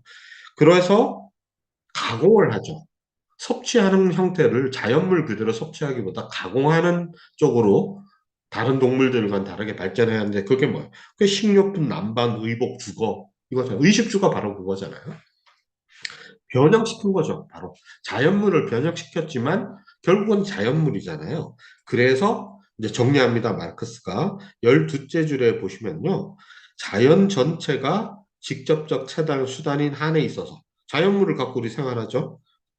그리고 생활활동의 대상 재료 및 도구인 한에 있어 앞에 나왔던 거죠. 노동도 다 자연물을 갖고 하잖아요. 그래서 두 가지 의미에서 모두 자연 전체를 자신의 비유기적 신체로 만드는 바로 그러한 보편성 속에서 인간의 보편성은 나타난다. 원래 표현도 좀 철학적으로 번역한 데다가 이러식 번역을 다시 한글로 옮기는 바람에 진짜 이상한 표현이 되긴 했지만 역시 복잡한 얘기가 아닙니다. 자연을 자신의 비유기적 신체, 그러니까 내 몸의 일부가 되는 거잖아요. 제가 지금 옷을 입고 있는데 빨가벗고 길거리에 나가려면 못 나갈 거 아니에요. 제 통념상. 네? 제 몸이 뭐 못나서가 아니라 통념상 못 나간단 말이에요. 그쵸? 그러니까 내 신체 일부 좀. 제가 지금 임플란트 하고 있고 금리빨도 하나 있는데 크라운도 씌워놨는데 이거 내 몸의 일부예요, 아니에요? 제가 맨날 쓰는 벗으면 잘 안 보이는 안경은 내 몸의 일부예요, 아니에요? 뭐 이런 것처럼 혹은 내가 바깥에 있는 물건 제가 오늘 삼각김밥 하나 먹고 지금 강의하고 있는데 삼각김밥이 이미 그 형태를 잃어버렸겠죠. 제 뱃속에서 한 3시간 됐거든요. 이건 내 몸의 일부예요, 아니에요? 그런 뜻입니다. 그러니까 비유기적 내 몸 바깥에 있는 것을 내 몸의 일부로 만든다. 이런 과정을 통해서만 살아남죠. 그게 인간의 보편성이죠. 이건 모든 동물의 보편성인데 다른 동물종과 인간이 다른 점은 뭐냐면 이걸 많이 변형시켜. 의식주 이런 거, 주거 의복 이런 것처럼 이런 거예요. 그래서 결국 자연은 인간의 비유기적 몸이다 이래요. 이 말 되게 중요한 얘기입니다. 제가 아까 마르크스주의가 생태학적인 관점에서 중요한 얘기를 하고 있고 대표적인 이제 벨라미 포스트, 존 벨라미 포스트라는 미국의 막시스트 사회학자 혹시 들어보셨나요? 이제 한글로도 번역이 이분 책이 많이 번역이 돼 있는데요. 그 마르크스의 생태학이라는 제목으로 좀 두꺼운 책이긴 한데 아주 좋은 책입니다. 그 이 책에서 벨라미 포스트가 마르크스주의 안에 이 생태 위기에 대한 어떤 해석과 이제 대안이 우리가 활용할 수 있는 것들이 없지 않다라고 강조하면서 인용하고 있는 게 바로 이 구절입니다. 중요하게 생각하는 게 이 구절이거든요. 그래서 자연과 인간의 몸은 사실은 자연은 인간의 몸이고 인간의 신체는 다시 비유기물이에요. 그러니까 인간과 자연은 변형된 것일 뿐인 거예요. 자, 그 얘기, 그게 과도한 해석인지 한번 읽어봅시다. 요컨대 자연이 인간 신체 자체가 아닌 한에서 그렇다. 그러니까 자연이 지금 내 몸은 아니잖아요. 아까 삼각김밥은 내 몸이 아니었죠? 삼각김밥이 내 몸에서 얼굴에 이렇게 붙으면 이게 기생수잖아요. 그러면 안 되잖아요. 그쵸? 근데 내가 꼭꼭 씹어서 포장을 벗겨서 꼭꼭 씹어서 소화시켰더니만 내 뱃살이 되잖아요. 그쵸? 그럼 어디까지가 내 몸이고 어디까지 내 몸이 아니에요? 이게 섞여 있다는 거예요. 이게 상호작용하면서 변형되는 과정 속에 있기 때문에 내 몸은 내 바깥에 있는 것은 내 몸이 되는 거죠. 그렇죠? 그리고 내 바깥에 있는 것을 내 몸처럼 써서 내 몸이 유지가 되는 거죠. 그렇지만 몸이 아닌 그 자체로는 몸이 아니죠. 그래서 인간이 자연에 의해 생활한다는 것은 다음을 의미한다. 자연은 인간이 죽지 않기 위해서는 그것 자연이에요. 자연과의 지속적인 과정. 이게 바로 신진대사를 의미하는 거죠. 생물학에서 우리 신진대사가 바로 소화시키는 거, 소화하고 배설하는 거. 그러니까 인간과 자연의 상호작용, 물질 대사라고 마르크스는 이제 그 당시 생화학 용어를 빌어서 표현하는데요. 물질 대사 속에 있지 않으면 안 되는 게 인간의 몸이다. 인간은 끊임없이 인간 바깥의 것을 인간화하고 동시에 비인간화하고 이런 과정을 거치죠. 인간의 육체적, 정신적 생활이 자연과 연계되어 있다는 것은 자, 그런데 또 더 재밌는 얘기를 합니다. 자연이 자기 자신과 연계되어 있다는 것 이외에 어떤 의미도 아니다. 그러니까 인간과 자연이 상호작용하는데 사실은 이거는 자연이 스스로와 상호작용한다. 자연과 자연 관계일 뿐이다 이 얘기야. 여기 인간 중심주의가 있습니까? 이게 무슨 뜻인지 뒤에 보면 더 분명해지는데요. 왜냐하면 인간은 애초에 자연의 애초에는 제가 붙인 말이에요. 인간은 자연의 일부이기 때문이다. 우리가 인간이기 때문에 내가 인간으로서 이 자의식을 갖도록 진화했기 때문에 굳이 구분을 해서 인간과 자연이라는 말을 쓰긴 하지만 인간도 자연이잖아요. 그렇죠? 바로 그 얘기예요.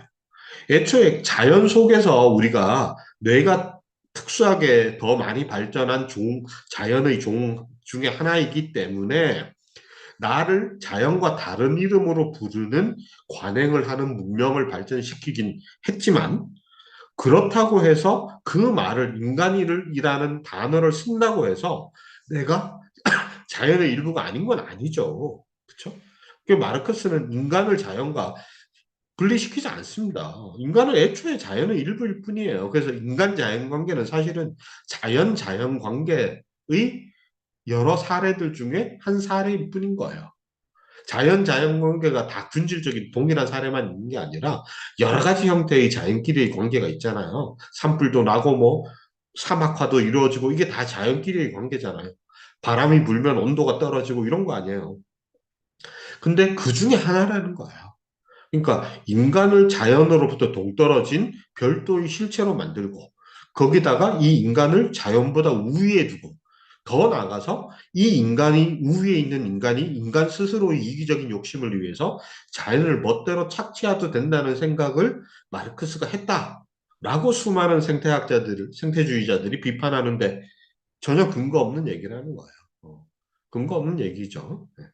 그렇지 않습니다. 오히려 이 1844년에는 오늘날의 생태주의적 사고가 거의 존재하지 않았어요.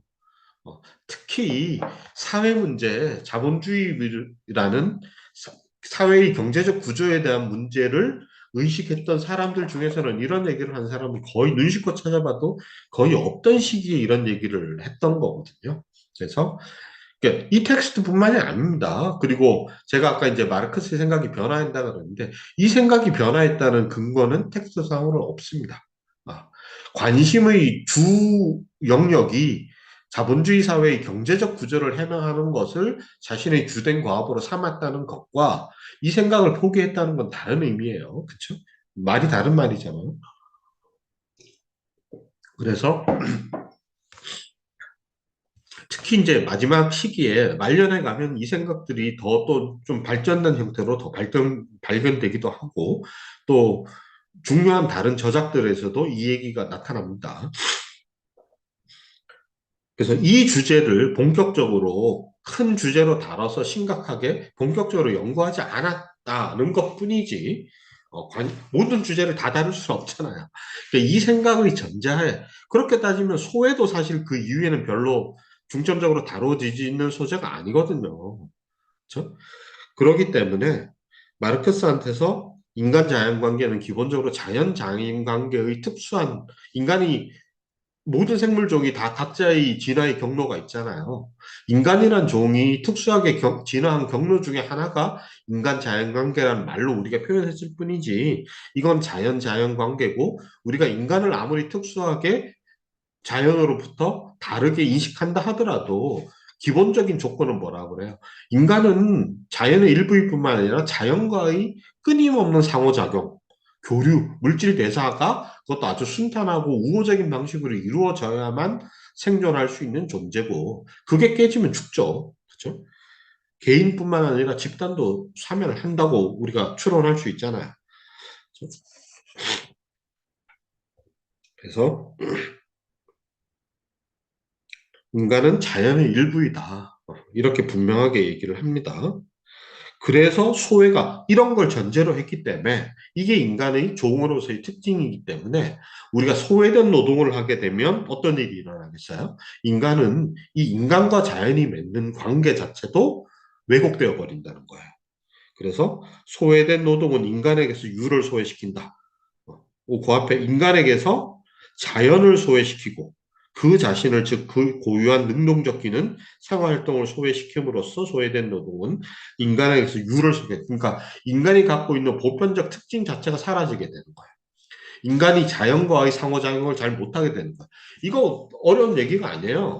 인간이 신선한 공기를 마시고 건강한 식자재를 먹고 또 그거를 자연에 훼손시키지 않는 이 우리가 지속 가능하다고 표현하잖아요. 이 물질 대사가 순환적으로 일어나는 기존의 생태계가 유지되는 방식으로 순환이 이루어지는 방식으로 하지 못하게 하는 모든 행위가 바로 이거잖아요. 이게 인간의 기본적인 생물학적 존재 방식인데 근대화된 자본주의의 소외된 노동은 이 관계로부터 인간을 떼내버린다는 거예요. 인간의 활동이 오히려 이 물질과의 자연과의 선순환을 하지 못하는 방식으로 만들어버리는 거죠. 이게 아주 구체적인 사례가 비슷한 시기에 쓰여졌던 우리가 이제 이 텍스트 다음에 보게 될 영국 노동계급의 상황이라는 엥겔스의 저작에서 아주 구체적인 사례로 나타난다. 바로 환기를 못하거나 햇볕을 제대로 못 쬐거나 물이 오염되거나 건강한 농산품을 먹지 못하거나 이게 바로 물질 대사로부터 인간이 소외되는 거잖아. 바로 그거예요. 뭐 우리가 아주 복잡하게 추상화된 어려운 철학 용어로 이해해서도 안 되고 그럴 필요가 없는 말입니다. 아주 단순하고 상식적인 말이거든요. 그래서 왜 그런 일이 있냐. 소외된 노동은 결국은 이런 인간의 조건을 다른 것을 위한 수단으로 만들어 버리는데 그게 뭐냐? 바로 욕망을 위한 수단으로 만들어 버리는 거죠.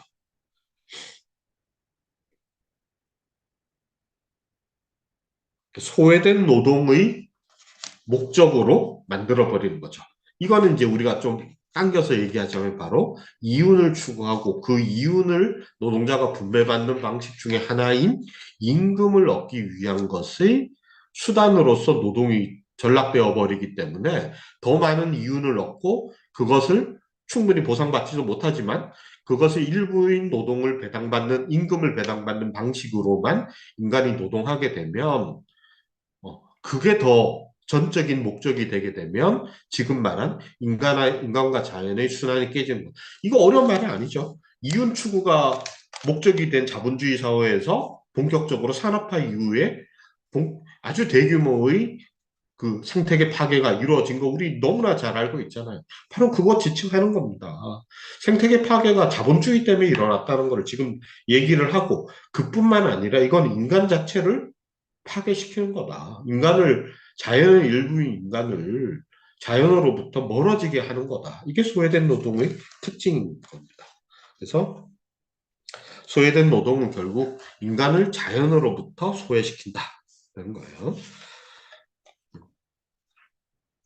우리가 그 뒤에 나오는 얘기는 뭐냐면 그렇게 되니까 노동이 인간이 더 건강하게 살아가기 위한 행위가 아니라 진짜 우리 목구멍이 포도청이다. 먹고 살기 위해서 뭐 출근한다. 바로 그게 가감 없이 현실을 보여주는 거잖아요. 근데 우리가 자본주의에서 먹고 살기 위해서 선택할 수밖에 없는 행위는 결국 더 나아가서 더 근본적으로는 어떤 과정 속에 있는 거죠? 자본가가 이윤을 남기는 과정 속에서 우리가 쓸모 있을 때만 고용되잖아요. 이 공산당에서 중요하게 다루는 건데요. 결국 이윤 추구를 위해서 자연을 파괴하는 행위에 우리가 강제로 동원될 때만 우리는 살아있게 되니까 자연을 훼손시키는 행위를 우리가 생존하기 위해서 할 수밖에 없고 그게 결국 우리의 자연과의 상호작용을 깨뜨려서 궁극적으로는 인간을 죽음으로 몰고 가는 행위를 하도록 강요하는 게 자본주의 사회의 노동의 방식이다라는 얘기예요. 그래서 자본주의가 생태적 위기의 근본적 원인이라는 문제의식을 분명히 갖고 있는 거죠.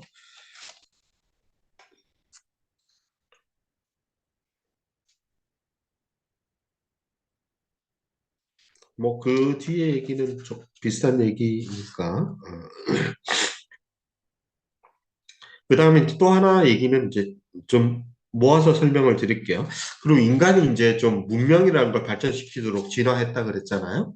그래서 이제 인간이 갖고 있는 유적 본질, 그러니까 인류로서의 공통된 특징 중에 하나가 문화적인 활동이잖아요. 문명이 발달하게 되면서 생존 그 자체를 넘어가서 굳이 생존하기 위해서는 그렇게까지 하지 않아도 되는 것을 그 행동에 어떤 의미를 부여하고 그걸 하면서 즐거움을 얻고 자기가 존재가 더 보양되어 더 나아졌다고 느끼는 거. 이게 문명의 특징이잖아요. 예술적 활동이나 학문적 활동이나 윤리적 행위 같은 것들이 그런 것들이잖아요. 우리가 생존을 해도 윤리적으로, 미적으로 더 가치 있는 것을 더 우월한 것을 한다라는 만족감. 이게 인간이 갖고 있는 다른 동물과 아주 두드러지게 다른 특징들 중에 하나잖아요. 이런 것도 자본주의 소외된 노동에서는 다 사라져 버리는 거죠. 네. 이런 이제 인간의 문명인으로서의 특징도 소외된 노동에서는 다시 사라져서 야만화된다. 어, 이렇게 얘기를 합니다. 결국 이제 동물로 다시 돌아가게 만들어 버린다. 이렇게 얘기를 합니다. 자, 이제 정리해 보면 275페이지에 소외된 노동은 인간에게서 그의 생산의 대상을 빼앗음으로써 그의 유적 생활, 즉 그의 현실적인 유적 대상성을 빼앗고, 그러니까 동물에 대한 그의 장점을 단점으로 변화시켜 그의 비유기적 몸, 즉 자연이 그에게서 떨어져 나가게 된다. 인간으로부터 인간과 자연의 소외가 소외된 노동의 세 번째 측면이에요. 그 다음에 또 하나 더 있죠. 네 번째 측면이 이제 그 다음에 나타나는데요. 그게 뭐냐 하면 인간과 다른 개체, 인간과 다른 인간과의 관계도 소외돼요. 어떤 식으로? 인간은 다른 인간과 조화를 이루지 못하고 우호적인 관계를 맺지 못하고 대립적인 관계를 맺는 것도 소외된 노동의 결과라는 거예요. 이거는 뭐 너무나 현실에서 우리 많이 접하고 또 막스주의 얘기를 하면 이 얘기를 너무 많이 하니까 쉽게 알 수 있는 건데 대표적인 게 두 가지가 있습니다. 하나가 바로 자본주의에서 나타난 계급간 모순이죠. 자본가와 노동자 계급의 대립. 음, 이게 첫 번째예요. 똑같은 인간인데 생산수단을 누가 소유하고 이웃만을 목적으로 행동하는 집단과 그것에 동원되어서 강제노동을 해야 되고 대가는 충분히 받지 못하는 집단과의 근본적인 모순이 자본주의 사회. 여기서는 소외된 노동이란 말로 자본주의 사회라는 말을 오히려 대신하는 좀 낮은 경제학적 인식이 담기니까 그런 표현을 쓰고 있는 거예요. 그게 자본주의 사회, 소외된 노동의 특징이기 때문에 인간과 인간의 소외는 바로 계급 간 대립이죠. 그렇죠? 그리고 그것의 또 다른 결과물 표현 중에 하나가 바로 빈부격차, 불평등이잖아요. 근데 노동자와 자본가의 관계가 이렇게 적대적인 게 바로 소외된 노동의 결과다 이거고. 근데 또 하나가 있습니다. 인간과 인간의 관계가 소외된다는 거는 노동자끼리도 소외된다는 거야. 노동자와 노동자도 소외된다. 이게 뭐죠? 바로 노동자끼리의 경쟁입니다. 노동자끼리는 같은 작업장 안에서 성과급을 놓고 경쟁할 때도 있지만 이게 전 지구적이고 또 아주 대규모로 노동자끼리를 대립시키는 방식으로 자본주의는 아주 정교하게 발전해 나가죠. 첫 번째 나타난 게 공장 안에서, 작업장 안에서 노동자끼리 주로 이제 성과급 같은 수단을 통해서 서로 경쟁해서 더 많은 보상을 받는 사람과 그렇지 못한 사회를 대립시키고 또 하나는 남성과 여성 노동자, 남성과 아동, 성인과 아동 노동자, 또 나중에는 장애인이나 산재를 입은 노동 생산성이 소위 말하는 효율성이 떨어지는 노동 영역이 떨어지는 사람들과 더 일을 잘하는 사람 이런 식으로 끊임없이 위계를 만들어서 경쟁시키고 그 다음 단계 19세기 말이 되면 국가 독점 자본주의로 이제 발전하면서 선진국과 후진국, 제국주의 국가와 식민지 사이의 노동자 사이를 대립시키는 이건 오늘날도 여전히 훨씬 정교하고 아주 복잡한 위계를 만들어내죠. 그죠? 신자유주의적 세계화에서 노동자의 위계가 미국 노동자와 저 방글라데시의 하청 티셔츠 만드는 노동자 사이의 위계는 엄청나죠. 그죠? 그 중간에 거의 수백 개의 위계들이 또는 그보다 훨씬 더 많은 위계들이 아주 정교하게 구성되어지죠. 이게 전부 다 경쟁이죠. 경쟁이 복잡하고 대규모화되고 정교해지게 나타나는 거죠. 이게 바로 인간과 인간의 관계가 소외되는 결과입니다. 이게 이제 소외의 네 가지 측면이에요. 근데 우리가 오늘날 자본주의 사회의 부작용이라고 말하는 것들을 다 이제 소외라는 개념을 가지고 설명을 하는 겁니다. 자, 그런데 여기서 이제 지금까지는 제가 이제 마르크스를 좀 우호적으로 소개하는 방식으로 이 텍스트를 소개하는 방식으로 말씀을 드렸는데 여기까지 와서 이렇게 보면 의문을 품게 돼요. 왜 자본주의 그 생산 양식 또는 뭐 생산력과 생산관계의 무슨 뭐 이런 개념 우리가 익숙한 막스주의의 잘 알려진 개념을 안 쓰고 계속 소외라는 말을 쓰느냐. 제가 아까 이제 이때 소외는 자본주의 체제라는 말로 이해해도 크게 다르지 않다. 그럼 자본주의라는 말 바로 쓰지 왜 안 그랬냐? 이 인식까지 아직 충분히 도달하지 못했던 단계인 거거든요. 그래서 경제학 철학 초보인 거예요.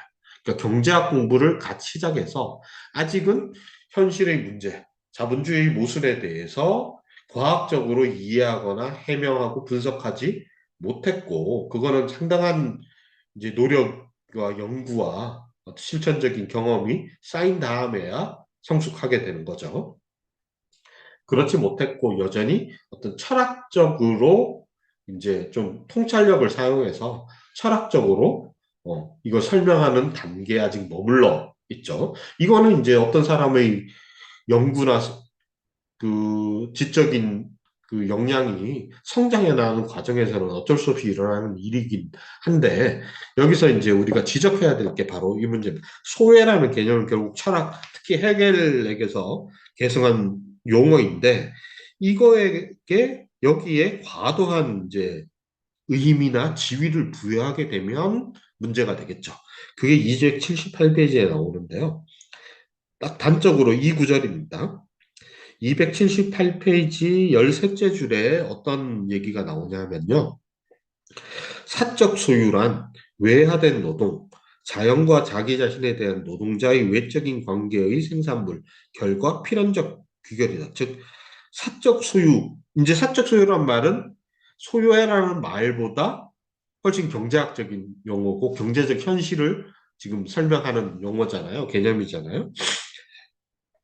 그런데 이 사적 소유가 소외의 소외가 국민경제학에서 나타나는 현상이 사적 소유라는 거예요.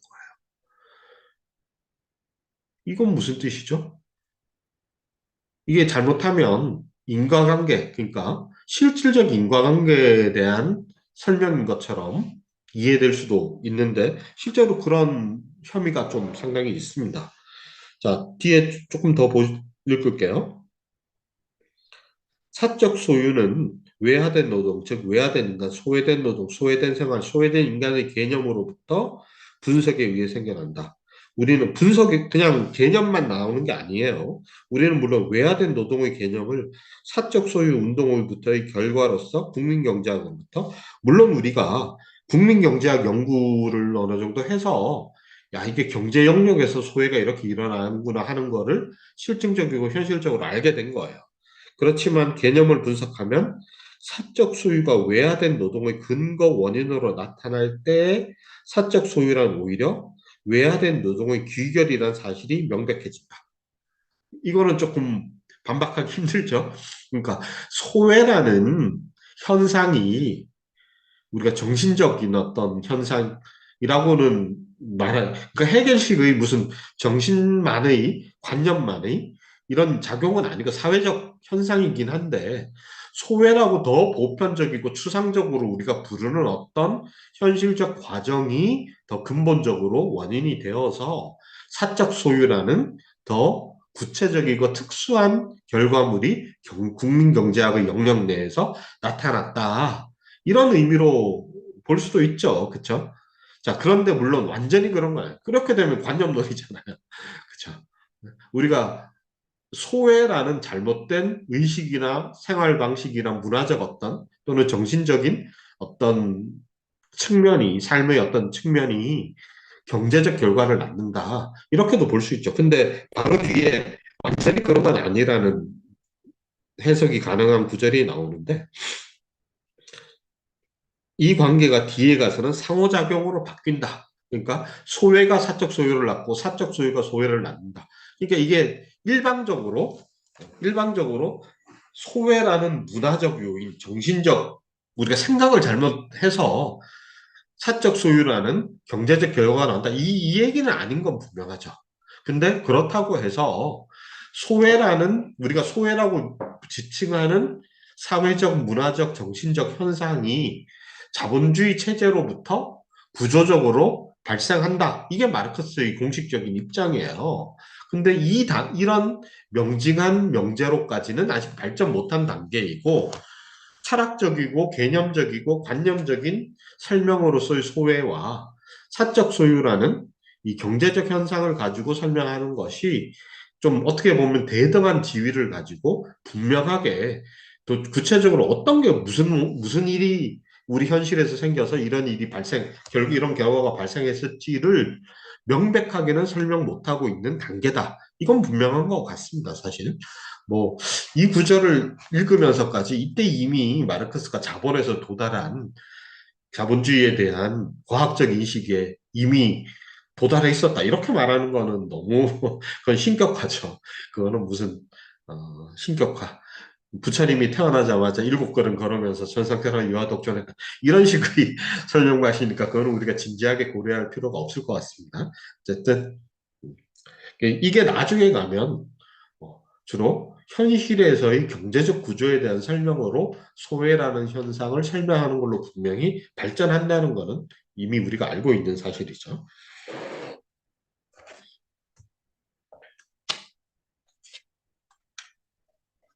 자, 그러면 이제 그 뒤에는 무슨 얘기가 나야 되냐. 요거 쪽 얼마 안 남았습니다. 이게 시간 안에 끝낼 수는 있을 것 같은데. 자, 그리고 사적 소유가 노동자한테 나타나는 게 뭐라고 했죠? 아까도 잠깐 얘기가 나오는데, 노동자 계급이 임금 노동을 하게 되는 게 이 이건 사적 소유라는 거는 자본주의에서 생산수단의 소유가 자본가에게 독점돼 있다라는 측면을 사적 소유라는 말로 표현하고, 개념으로 표현하고, 노동자의 관점에서는 임노동을 하게 되는 거죠. 그렇죠?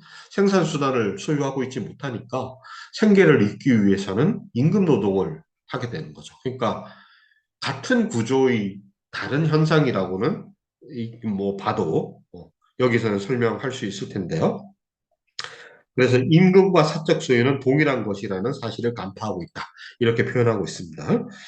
자, 그런데 이때 이제 노동자가 임금 노동을 통해서 아까 말한 임금 노동이라는 게 결국 아까 아주 길게 부정적으로 이렇게 쭉 묘사하고 설명했던 소외된 노동이 구체적인 형태가 바로 자본주의에서의 임금 노동이잖아요.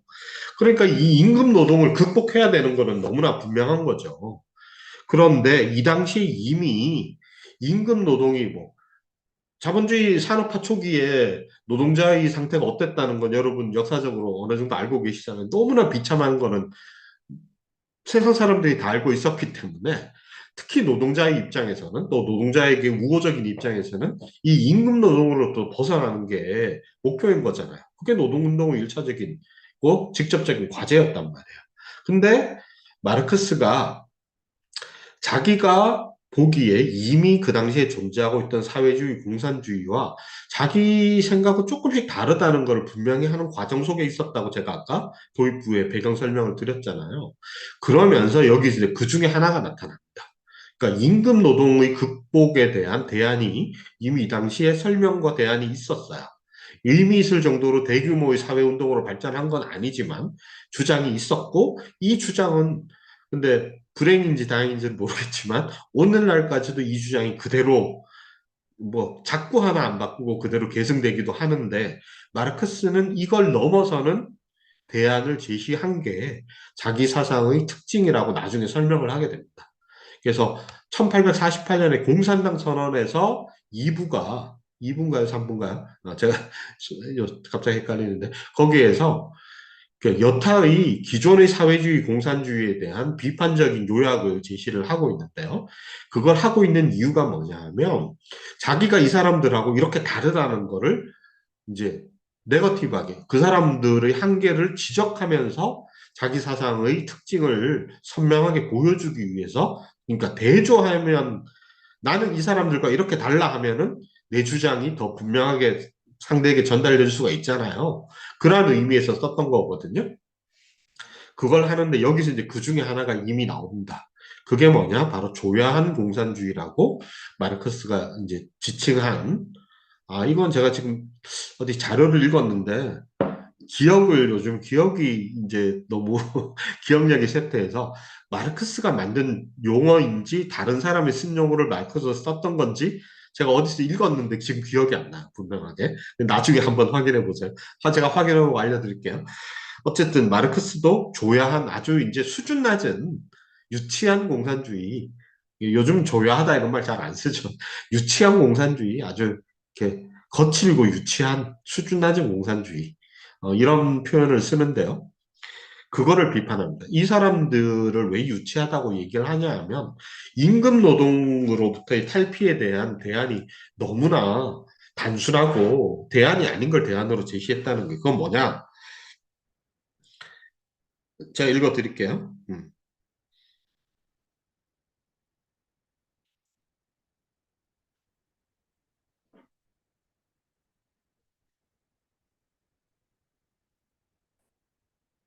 금요의 평등입니다. 쉽게 말해서. 그러니까 두 가지인데요. 푸르동이, 이제 대표적인 게 푸르동이고 또 한편에서는 여기서는 이름은 안 나오는데 바베프주의자들도 분명하게 다른 텍스트 보면 나와요. 바베프주의자들의 주장과 푸르동주의자들의 주장을 동시에 비판하는데 이 두 노선 중에 아주 큰 흐름들, 이것도 아주 큰 흐름이니까 다양할 수가 있겠죠. 이 바베프주의자들 중에 상당수와 프로동주의자들 중에 상당수가 이 공산주의를 주장을 했어요. 그게 뭐냐 하면 생산수단을 사회 전체가 소유하고, 이건 마르크스하고 비슷한 것 같죠. 그리고 또 임금을 평등하게 하는 거. 이 두 가지 주장이 핵심입니다. 자, 그런데 이게 아주 불충분해서 생산수단을 사적 소유에 맡기지 않는다는 게 도대체 뭘 의미하는지도 제대로 설명 못하고 또 대안으로서 나온 게 임금만 평등하게 하면 소외된 노동을 극복할 수 있다는 식의 대안. 특히 이제 임금 평등은 푸르동주의자들이 강하게 주장했던 거거든요. 이런 식의 대안은 결코 현실적인 해결책이 아니다라는 걸 비판을 하고 있습니다. 왜 그러냐? 아주 단순한 겁니다. 누군가가 생산수단을 독점했기 때문에 통제하고 운영할 권리도 독점하고, 이런 사회에서 자본가라는 사적인 개인 몇몇이 생산수단을 독점하는 것과 그게 뭐가 어떤 형태가 됐든 사회, 공동체죠. 공동체가 그냥 공동체의 구체적인 구성과 작동 원리도 설명하지 않은 채 뭐 더 상위에 있는, 이때는 상당히 좀 초월적인 어떤 의미까지 이 당시엔 지니고 있었던 거예요. 뭔가 개인들을 넘어서는 뭔가 이게 우리 사회에 넘어서 있는 어떻게 보면 종교적이기까지 한 초월적인 공동체가 생산수단을 다 소유하고, 그러니까 종교적인 공동체 생각은 딱 그거예요. 실제로 그런 구체적으로 그걸 의미를 했거든요. 어떤 신앙을 공유하는 사람들이 신앙적 맥락에서 토지를 다 공동으로, 우리 공동체가 토지는 개인 소유가 아니고 우리 협동조합 소유야, 공동체 소유야, 우리 종단 소유야, 교단 소유야, 이렇게 얘기한 건 실제로 이 당시에 있었던 거거든요. 이렇게 하고 거기에 구성된 모든 사회 구성원들은 급료를 평등하게 받는 거. 이러면 소외된 노동을 다 극복한다는 거야. 근데 마르크스는 그 웃기는 얘기 아니냐. 인격적인 개별적인 자본가를 비인격적인 공동체로 바꾼 거 뭐가 다르냐. 그게. 오히려 사적 소유의 보편화에 지나지 않는다. 이렇게 비판합니다. 읽어볼게요. 프루동이 요구하는 것과 같은 급료의 평등조차도 자신의 노동에 대한 현재의 노동자의 관계를 노동에 대한 만인의 관계로 전환시키는. 그러니까 내가 불평등하고 소외된 노동을 하게 되니까 사회 구성 모두가 나하고 똑같이 이렇게 힘들게 돼. 또는 뭐 조금 부유해지더라도 나하고 똑같은 취재가 다 돼버리면 불만이 없잖아. 이렇게 얘기하는 거야. 경쟁도 없잖아. 이런 거죠. 그러니까 쉽게 말해서 무조건적인 평등주의. 요즘 말로 치면 극단적 평등주의, 평등 만능주의라고 생각하시면 돼요. 그러니까 결과로서의 임금만, 누가 어떤 일을 하는데 임금만 똑같이 다 줘버리면 사회적 갈등은 없어. 그리고 개인이 생산수단을 좌지우지하면 이것도 갈등이 생기니까 이거를 무슨 집단에게 맡겨버리면 되잖아. 이거는 결국은 소외된 노동을 보편화시킨 것에 지나지 않는다라는 게 마르크스의 비판이에요. 자, 이 얘기 여러분 익숙한 얘기 아닙니까? 이 조양 공산주의 주장. 우리가 흔히 공산주의에 대해서 오늘날 20세기도 그렇고 지금도 그렇고 공산주의 반공 논리에서 공산주의는 똑같이 가난하게 사는 사회고 사회라는 어떤 가상의 공동체, 아주 권위적이고 억압적인 그 전체가, 그러니까 전체가 개인을 억압하는 사회야. 전체가 개인을 모두 평등하게 만들어서 억압하는 체제야. 바로 비판. 모두가 평등하게 가난해지는 사회, 그리고 그게 되게 권위적으로, 독재적으로 운영되는 모델. 이거 우리가 반공주의자들이 흔히 얘기하는 공산주의 아니에요? 그게 바로 사실은 조야한 공산주의예요. 이거를 넘어서려는 게 마르크스의 문제의식이 출발에 있었던 거예요. 그러니까 애초에 마르크스가 자기를 공산주의라고 스스로 자칭한 최초의 순간부터 조야한 공산주의가 아닌 공산주의가 자기의 공산주의였던 거예요. 근데 여전히 우리는 마르크스가 이런 조야한 공산주의야, 마르크스의 공산주의를 이렇게 이해하고 있는데 이거는 문헌적으로 전혀 근거 없는 왜곡된 비판이다라는 겁니다. 이거 아주 중요한 얘기입니다. 마르크스 공산주의가 당대의 공산주의나 이전의 공산주의 혹은 오늘날 존재하는 여러 사회주의, 공산주의적, 반자본주의 여러 운동들과 근본적으로 다른 지점이 바로 여기에 있는 겁니다. 그러니까 생산수단을 노동자가 직접 소유하는 것과 사회라는 바깥의 그게 개인이든 집단이든 어떤 신적인 초월적인 뭔가를 상정하는 거든지 간에 생산자와 생산수단이 분리되는 거는 마르크스주의적 공산주의와 아무 상관없는 거예요. 이게 한 가지가 있죠. 그 다음에 또 하나는 그 노동자 계급이 생산자가 스스로 생산물을 생산수단을 소유하고 운영하고 통제하고 분배하고까지를 다 해야 되는 거예요. 그렇기 때문에 노동자 해방인 거예요. 그러니까 근데 노동자는 시키는 대로 일만 하고 대신에 임금만 평등하게 받으면 모든 문제가 해결돼. 그게 앞에 쭉 얘기했던 소외된 노동하고 뭐가 다르죠? 임금을 불평등 하나 빼놓고는 다 똑같지 않아요?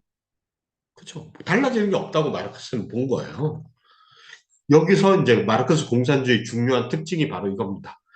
프롤레타리아트가 스스로 해방의 주체가 되고 스스로의 생존의 방식과 생활의 방식, 즉 노동이 다른 방식으로 바뀌어야 진짜 공산주의다. 라는 것을 이 단계에서도 이미 생각하고 있었다는 거예요. 그게 조야한 공산주의에 대한 비판이 갖는 의미입니다.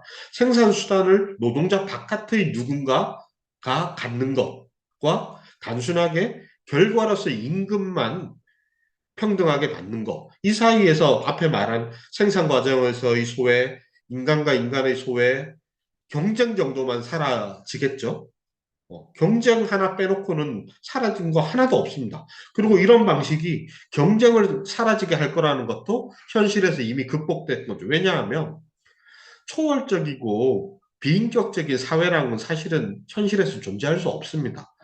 사회라는 것 자체가 인간의 모임이기 때문에 아무리 초월적인 이름을 얘기를 하고 어떤 개인이 핏줄로서 세습하는 특수한 경우가 아니라 하더라도 인격적 개인 또는 인격적 개인의 집단이 사회를 결국은 독점적으로 독재적으로 운영하게 되거든요. 그렇죠? 그렇게 되면 다시 집단과 집단, 권력과 그 생산수단을 독점한 집단과 그렇지 못한 다수의 노동자 사이의 모순이 또 발생하는 거잖아요. 자본주의적 사회의 사적 자본가와는 다른 형태라 하더라도 기본적인 구조는 동일한 거거든요. 바로 이거를 지칭합니다. 조야한 공산주의는 그걸 재생산할 뿐이다. 그런 거죠. 그게 한 사람이든 한 집단이든 결국은 권위적으로 운영되는 어떤 노동자 바깥의 노동자 위의 어떤 사람들이 다수의 사회 구성원들을 평등하기만 한 소외된 노동을 하는 사람으로 만들게 되면 결국은 집단 간의 불평등이 생기고 노동자 개개인은 결과적으로 어떤 반응을 보이게 되겠어요? 자신이 그 상층의 집단이 되지 못한 데 대한 불만과 그것을 올라가는 욕구를 다시 가지게 되겠죠. 그게 경쟁이잖아요. 또 다른 형태의 경쟁이 또다시 나타나게 되는 겁니다. 그래서 마르크스가 앞에 길게 설명했던 소외된 노동의 어떤 특징도 조야한 공산주의에서는 사라지지 않는다는 겁니다. 그러니까 마르크스의 표현대로 사회는 결국 개별 자본가, 인격적 자본가 아니라 추상적 자본가일 뿐이다라는 거예요. 그거는 노동자 해방이 아니죠. 그 밑에 중요한 구절 읽어드릴게요. 사적 소유 등등으로부터의 노예제로부터의 사회의 해명은 노동자 해방이라는 정치적 형식으로 표현된다. 결국 노동자가 해방이 돼야 되는데 조야한 공산주의에서는 마르크스를 얘기하면 주인을 바꾼 거에 불과한 거예요. 지배자의 이름과 얼굴만 바뀐 거예요. 그리고 피지배자의 숫자가 많아진 것에 불과한 거예요. 이건 전혀 해방이 아니죠. 그러니까 노동자 해방이란 말을 분명히 여기 썼죠. 그러니까 노동자가 해방의 주체가 되고 노동의 소외된 성격이 바뀌어야만 공산주의적인 해방이에요. 마르크스주의적 의미에서의 공산주의적 해방입니다. 분명한 거예요. 네. 근데 이 노동자 해방이 왜 중요해요? 바로 보편적 해방을 노동자의 해방만이 가져오기 때문인 거죠. 그게 279페이지 밑에서 넷째 줄에 나옵니다. 노동자의 해방 속에 보편적 인간 해방이 들어있기 때문에 그렇게 표현되는 것이다. 노동자의 해방 속에 보편적 인간 해방이 들어있는 이유는 인간의 노예제 전체가 생산에 대한 노동자의 관계 속에 포함되어 있기 때문이다. 그러니까 소외된 노동의 방식 자체 안에 인간의 종속, 노예적인, 이때는 그 고대 노예제가 아니에요. 그러니까 자본주의 사회의 그 강제 노동을 의미하는 거죠. 소외된 노동의 뜻이에요. 소외된 노동 안에, 노동의 방식과 노동의 구조 안에 이게 들어가 있기 때문에 그런 거다. 인간이 노예가 된 게 자본주의 사회의 소외된 노동의 구조 안에 들어가 있기 때문에 이 소외된 노동이 사라져서 노동자가 해방되면 사회 구성원 모두가 해방될 수 있다. 그리고 이것은 노동자가 노동을 해방시키는 방식으로만 이루어진다. 자, 여기서 우리가 당연히 알 수 있는 거, 아까 얘기했던 조양공산주의라는 건 결국 노동자 바깥에 해방의 주체가 있다는 말이기도 해요. 제가 아까 그 해방운동, 변혁운동의 배경 얘기했죠. 사회변혁운동과 정치혁명 노선 두 가지가 이미 그 당시에 있었다 그랬죠. 이 두 노선의 공통된 특징으로 마르크스가 지적한 게 뭐냐면 이 두 노선 다 하나는 평화적이고 온건한 방법, 하나는 아주 폭력적이고 단기간의 투쟁 이런 거를 얘기한 차이는 있지만 기본적으로 사회변혁의 노선도 소수의 지적으로 우월한 엘리트가 우매한 대중들을 계몽하고 이끌어주고 사회 구조를 바꿔줌으로써 가능하고 뒤에도 소수의 그 혁명 집단이 봉기를 선도적으로 함으로써만 사회가 바뀐다. 노동자가 해방된다. 라는 거를 보여줬다는 거야. 그럼 남이 자기 삶을 이렇게 저렇게 다른 조건으로 변화시켜 준 거는 해방이 아니죠. 그게 조양공산주의 또 다른 의미예요. 이게 해방이라는 결과를 노동자에게 가져온다고 주장하지만 노동자는 해방을 경험하지 못한 거죠. 그죠? 또 다른 수동적인 조건 속에 놓이게 되는 거예요. 그래서 마르크스가 여기서 분명히 노동자 해방이라는 말을 쓰고 그게 자신의 공산주의 특징이라고 한 게 죽을 때까지 이건 변치 않고 일관되게 유지되는 입장입니다. 그래서 마르크스주의는 노동자 계급 스스로의 노동 해방의 지향, 노동 해방을 지향하는 노동적 해방, 노동 계급 스스로 정치적 수단을 필수적으로 포함하는 사회적인 근본적 변화를 지향하는 사회혁명의 노선. 이게 마르크스주의적 공산주의인 겁니다. 이런 근본 원칙들의 원초적 형태가 이미 경제학 철학 초고에서 소외를 얘기하는 곳에서 나타났다. 이렇게 볼 수 있습니다. 그래서 이제 이것과 다른 자신의 대안이 아주 간략하게 이제 살짝 제시가 되는데 280페이지 열째 줄에 보시면 바로 이 얘기가 나옵니다. 소외된 노동의 결과로서 나타났던 사적 소유의 일반적 본질을 참으로 인간적이고 사회적인 소유에 대한 그것의 관계 속에서 규정하고 그 밑에 조금 밑에 보면 진정으로 인간적인 소유, 즉 사회적이고 인간적인 소유로 생산수단에 대한 소유의 방식 자체를 바꿔야지 근본적으로 바꿔야 되는 거지 소유의 주체를 인격적 자본가에서 추상적 자본가로 바꾸는 걸로는 변화가 일어나지 않는다라는 걸 분명하게 의식하고 있었던 겁니다. 자, 여기까지가 오늘 우리 얘기할 건데 원래 사실은 제가 계획한 거는 조금 더 나가려고 했는데요. 그건 못 나갔겠고 다음 시간에 사실 제2노트는 좀 건너뛰려고 합니다. 그래서 제2노트는 건너뛰고 제3노트부터 다시 얘기를 할 거예요. 그러니까 텍스트로는 290페이지부터 조금 나가려고 합니다.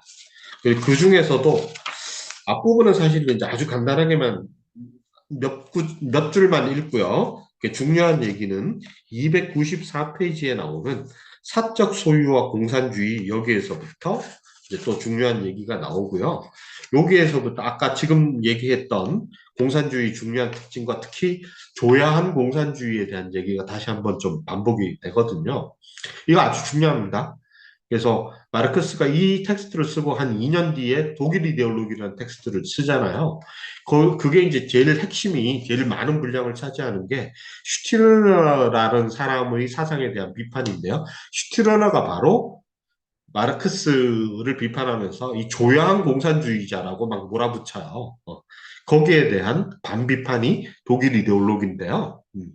그거를 보시면 21세기인 지금도 이제 마르크스주의를 비판하면서 조야한 공산주의와 마르크스주의를 동일시하는 비판, 여러 가지 비판의 버전들이 있는데 이것에 대한 마르크스주의의 대답을 우리가 좀 짐작할 수 있는 그런 내용들이 이제 다음 시간에 나옵니다. 오늘 예정 시간보다 좀 늦게 시간 거의 2시간 안에 어쨌든 마무리를 지었네요. 네.